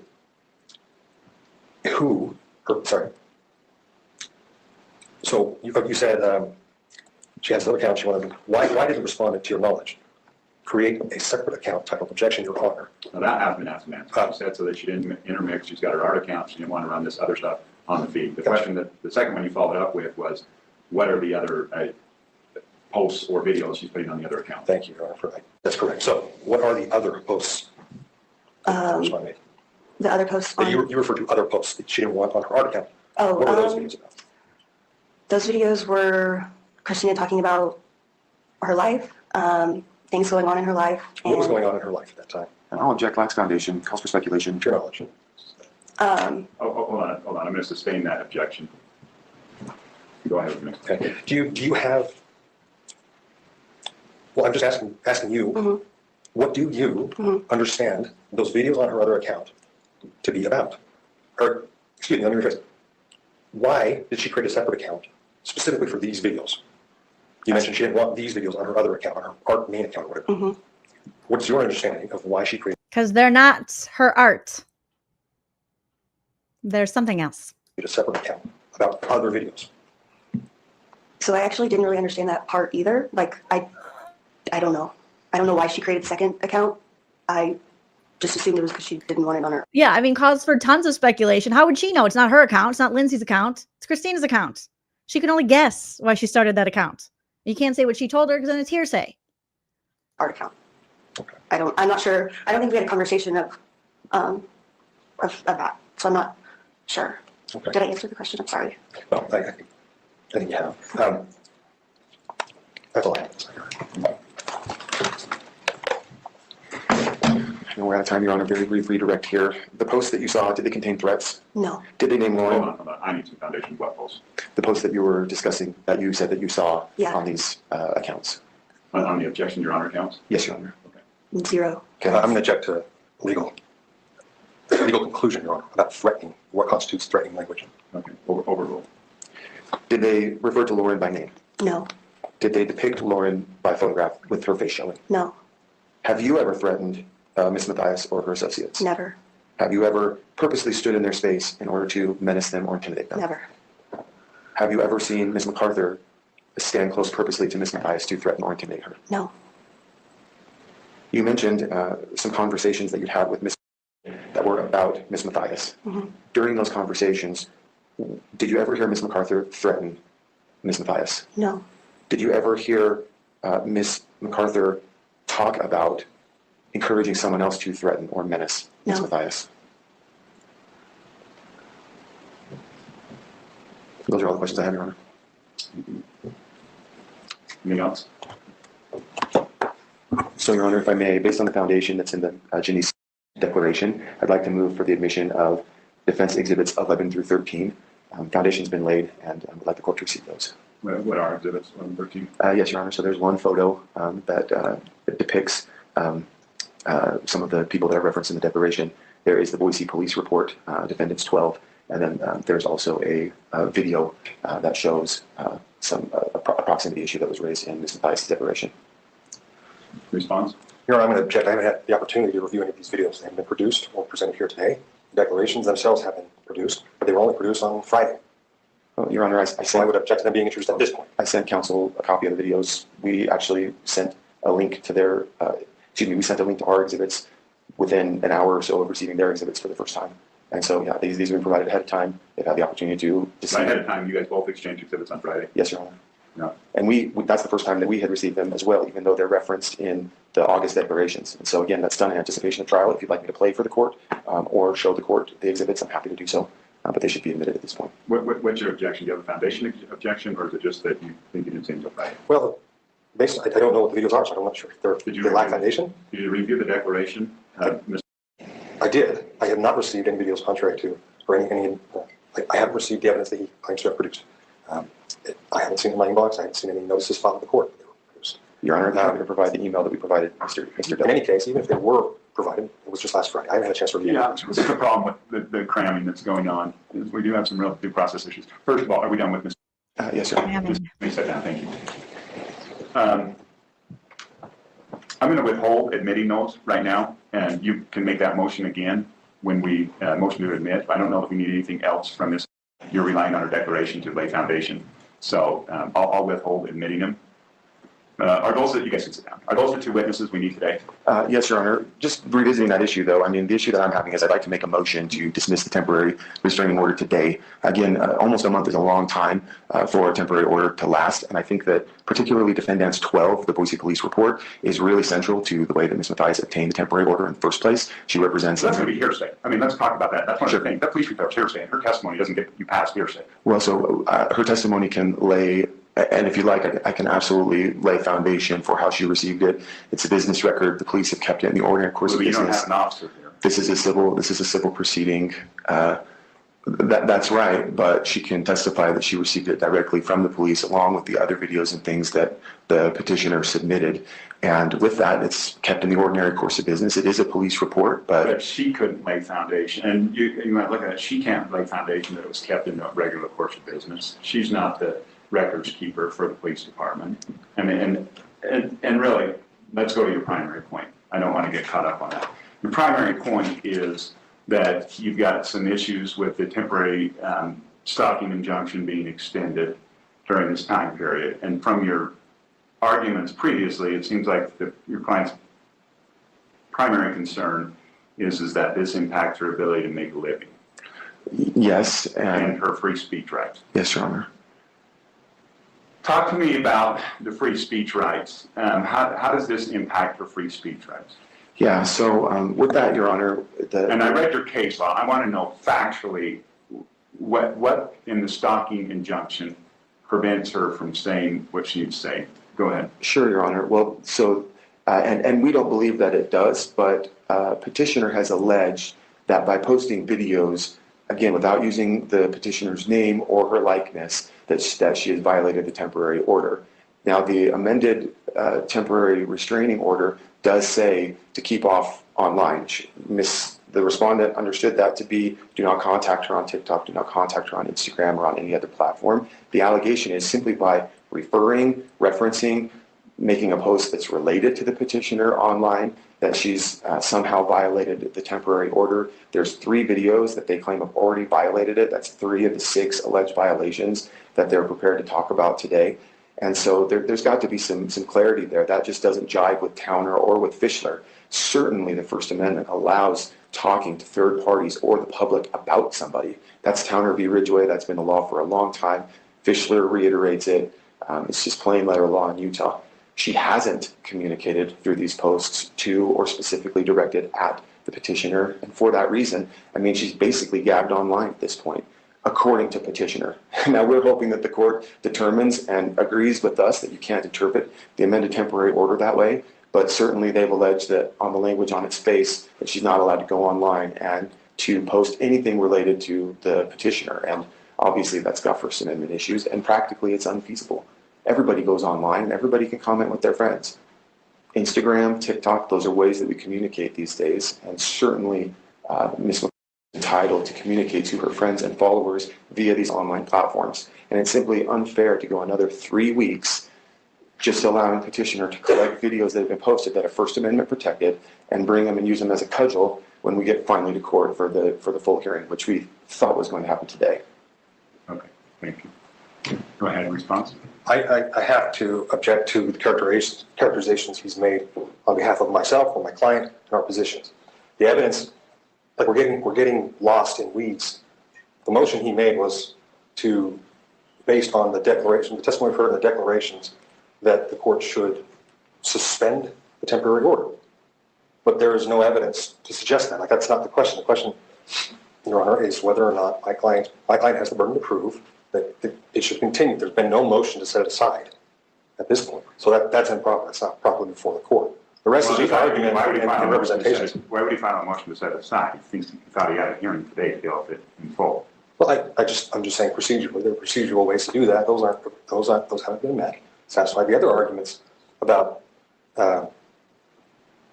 what's been said online or what they're about have yet to be proven and shown. Virtually all of what he said is not based on evidence that is before the court today. So the court can't make that ruling today. Okay, thank you. Go ahead. Yeah, and with that, Your Honor, this is a motion that we're making it. We learned minutes ago that this is going to be extended for another 3 weeks, and this severely impacts respondents' civil rights. I mean, this is what we have. I mean, at a minimum, we need a clarification for the amended temporary order that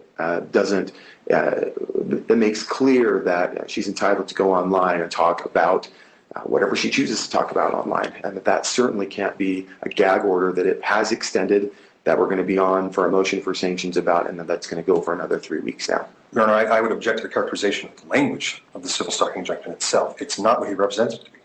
Well, I'm reading it, and it's my order, so I'll make the interpretation of it. Sure. Okay. I do have, I'm not sure how this was interpreted, but let's go back to the purpose of an ex parte temporary order. That is to stop any harm. Specifically, we're looking at ongoing threats or physical harm that could happen. It's made without all the information. It's made simply, basically from one side, providing the information. As the ex parte order right now, it prohibits personal contact and prohibits threatening, annoying, stalking, harassing. That will remain in place as is. As to the no contact order, that will remain in place. Specifically as to the text, mail, email, or any other communication directly or indirectly. In other words, I don't want them talking to each other. Now, it does identify other people and family members for sure. So Mr. Matthias is sure going to be covered by that. As to Grace and is there any reason that your client would need to contact Mr. York? Miss York, but no. Oh, excuse me, Miss York, thank you. Okay, then Miss York's included on this. Son is covered by this. So that will remain in place as well. As far as the stay away order portion of it, stay away from her home, that will remain in place as well. Is there any reason why she would need to go to near a job site or a school of Ms. Matthias? Well, no, but just to clarify, I mean, there's public places where they both I'm may going to deal with that. Okay. So no, not in Henderson, Nevada. Okay. And then I think this is the provision that may be misinterpreted here, that she's prohibited from online forums and social media accounts. But that was in kind of in parentheses, TikTok, but then it says down there the 2025 CrimeCon Expo that was in Denver, Colorado, September 5th through 7th. When I was reviewing this, that was what I was looking at, was that CrimeCon. I in no way intended that the respondent was to be kept off of social media sites. I do think that's freedom of speech issues, and I don't think that this order was intended to cover that. So she can get on those now. I guess she runs the risk if she's on those and those are interpreted as annoying or harassing, although I will say that's a fairly high bar in the sense of just because somebody says something you don't like, that's not going to be a violation of a stalking injunction.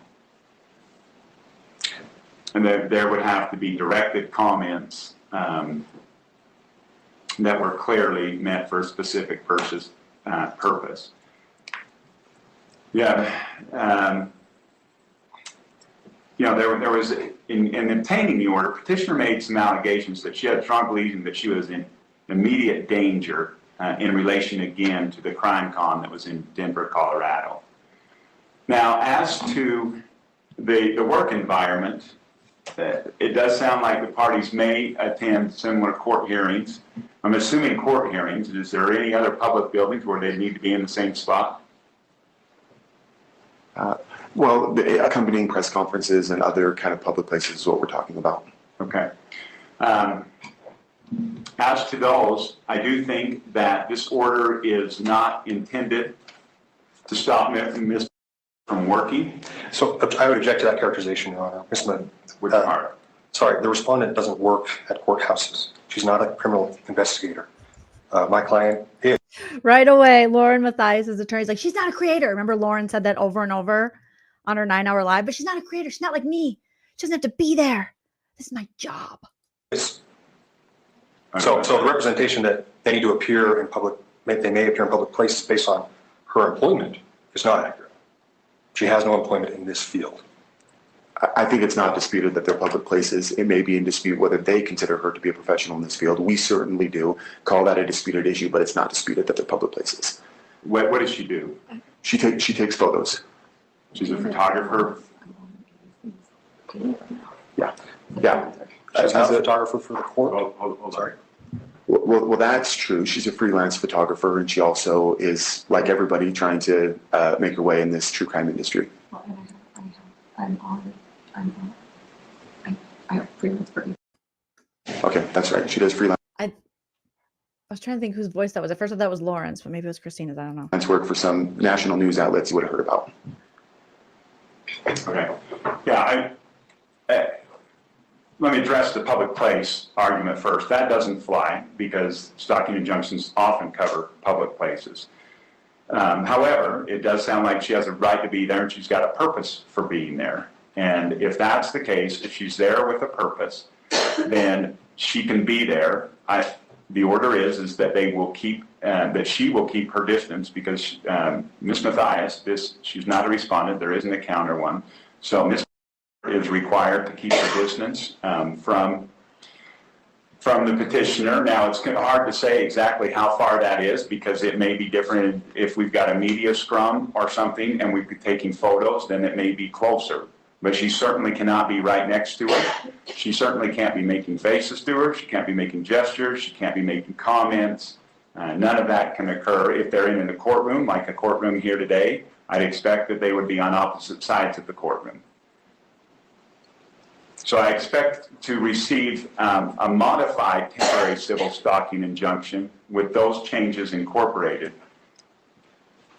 Your Honor, if I may, I'm sorry. There is actually one more place where the online stuff and the social media, way down at the bottom with other relief sought, is actually where I was quoting from earlier, where it says that she's not allowed to post relating to or referencing petitioner. And that's, I think, one of the things that we need to clarify. I think that respondent shall cease and desist any and all online activity and communications relating to or referring to the petitioner, her immediate family and extended family members. Is that portion subject to the court's clarification on the other bit that you just made? Yeah, now I think I was clear before that I expect her not to post anything necessarily that she's running a risk. If she posts something negative about her, that's something she can, I guess, theoretically do.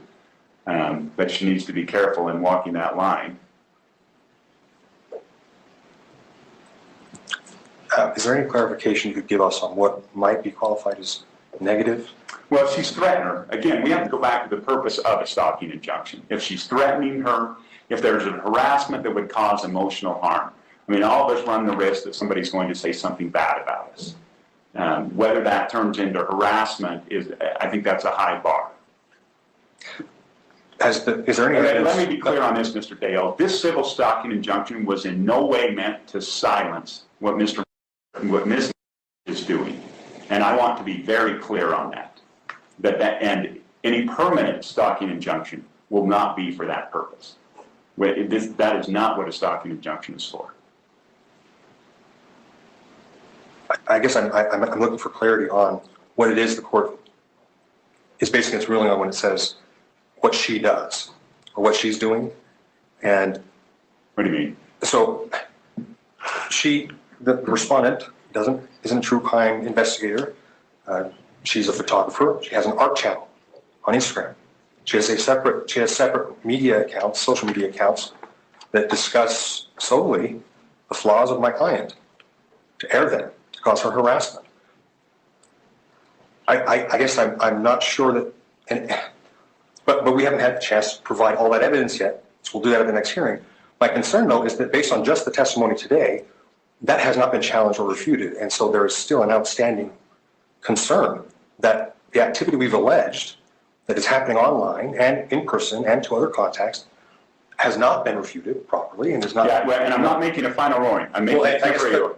So if the order is to remove this online protection from specific directed, harassment, embarrassing things that would cause my client emotional distress, I guess that's what I'm looking for clarification on. Is the court withdrawing that based on something it saw today? Because there isn't anything we've seen today that would.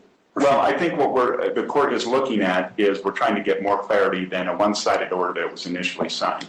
That was based on one-sided information. Sure, and we don't mean to interfere with her public or First Amendment rights. But to the extent she has made specific channels titled "Objection, Your Honor" that are about my client, we would ask that protections or restrictions on those accounts be held in place until we can have it to be directly a freedom of speech issue. They're directed at my client. Right, which is a freedom of speech issue. You can say things about people. We may not like them, but you can say things. What she's prohibited from doing, let me be clear because you're asking for clarity, she cannot threaten. She can't threaten her physically or her family. She cannot defame her. If there's a defamation, then that's something that's illegal and would fit under a stalking injunction. I think that's what we're looking at is that she can't do. I can represent to you that there are many, many videos that defame my client. Okay. So I would ask that temporary protection be in place until such time as we can review, the court can review the defamation. Well, I think what I'm going to do is I'm amending it saying that she won't threaten. We're going to be very clear online. She won't threaten. She won't defame. Okay. Thank you. Whether online or otherwise. Well, she's not talking to her in person. I expect zero communication as far as she can't talk to her, she can't email her, she can't text her. Mr. Dongelbarger, I want to be clear, she can't do that through a third party. She can't send a message through a third party. There is to be no communication there. The other parts of the civil stalking injunction remain intact as well. I don't want her near her house. Does the 500 feet specifically remain? Yes. Oh, thank you. Yeah, no, as to her house. Now, like I said, the only exception to the 500 feet is if they're in a public space that they cannot be 500 feet apart. And then I expect them to be as far apart as reasonably possible. That's language I want in there, Mr. Dunkelberger. Yes, Your Honor.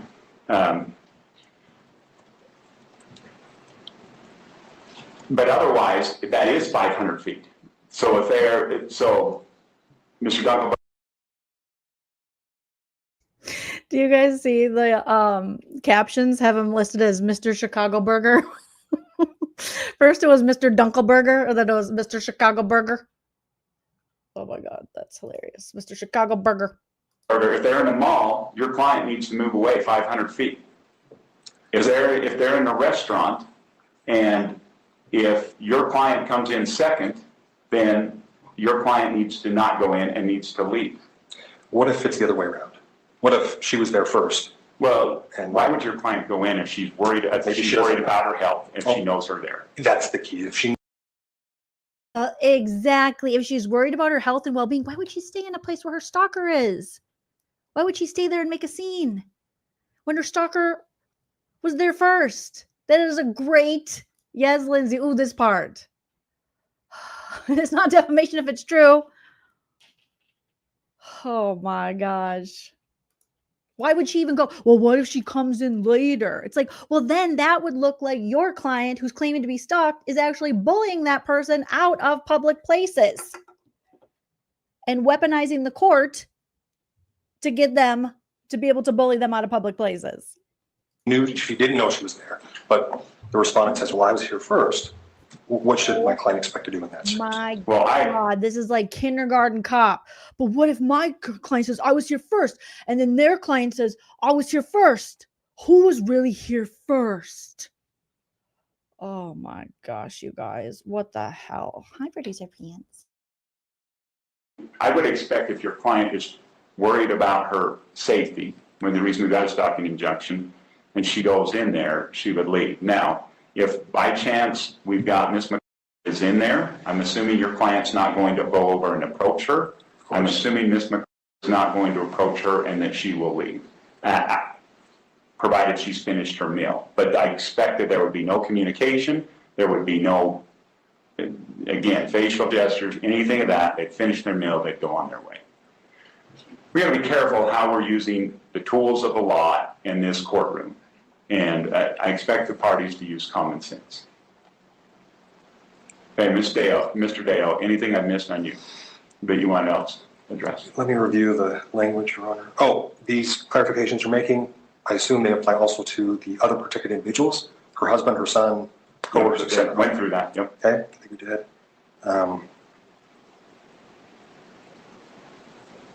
Professional associates, known professional associates of my client. Can we retain that? They're not covered under this list. So no, they would. So you can have contact with them. What I did prohibit is third-party communications. You can't send a message through one of them. Understood.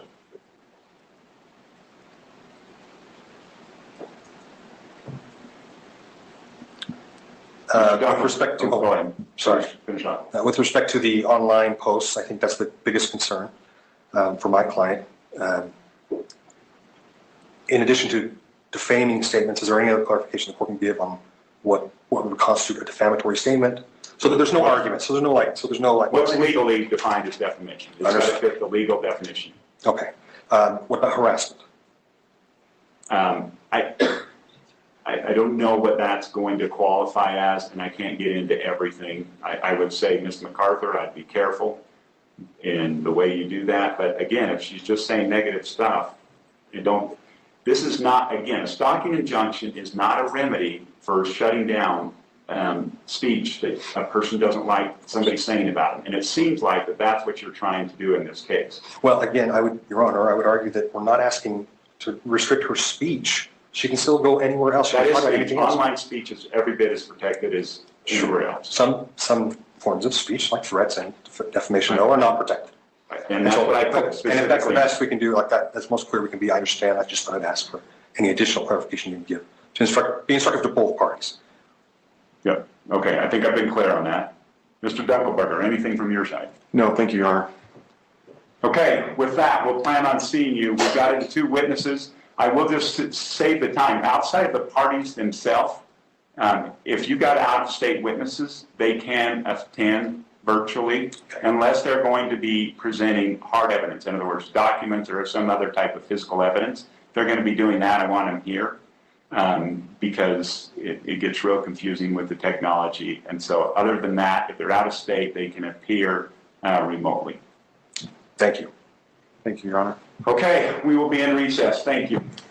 All rise.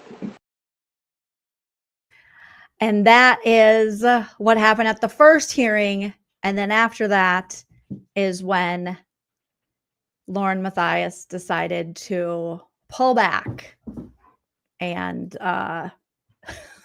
no longer go forward with her civil stalking injunction. She said it's because law and crime. They had another trial coming up October 16th. Hey guys, hold on, I'm almost done. Okay, just be good for 2 more minutes. And that's why she pulled back, because it was going to have emotional harm hearing all that. But I think it's because she initially got this TPO and it was one-sided claims to get the temporary TPO. And then now as they're hearing the other side and Christina's side and the other women, the judges seeing pretty quickly that, oh, you can't use this. This civil stalking injunction is not to be used to take away someone's First Amendment rights and to silence people. You have to feel there has to be actual threats. There has to be actual fear. Like, this is what's going on here, as we heard the judge. So it's interesting that Lauren and John never seem to mention the judge and what the judge had to say during their trial, during that first trial, and his thoughts and worries about it, you know? So very, very interesting. And then she turns to YouTube, pulls back this civil stalking injunction. All of a sudden, all this fear and these threats and these things that she feels, and she's afraid for her life, and someone's going to show up at her door with a pew-pew, just fade away and turn into YouTube videos where she gets a lot more views than she usually does and makes a lot more money. It's interesting. Where that fear went, I don't know. But it definitely makes you look at it with a critical eye. It makes you think, what really was the purpose of that? Because when the judge says, okay, well, like, common sense would tell you if someone's stalking you, you're not going to go into the place where your stalker is if they're already in there. And they're like, oh, but she did. But she did. Oh my gosh. All right, you guys. On that, we're going to wrap up today's. And then tomorrow I'll be back.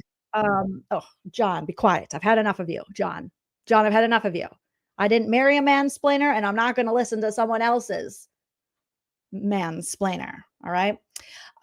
So we're about a little under halfway through their response. So tomorrow we will finish it, you guys. So thank you so much for joining me today. Welcome to the new subscribers. Thank you so much for all of my super chatters today. I appreciate you, DB. I think I missed one of your super chats, so thank you. DB cracks me up. DB said, these two scissored after this. That's John's favorite position, is the scissor. He's like, let's rub our mounds on each other. It's inappropriate. It's inappropriate. That's inappropriate.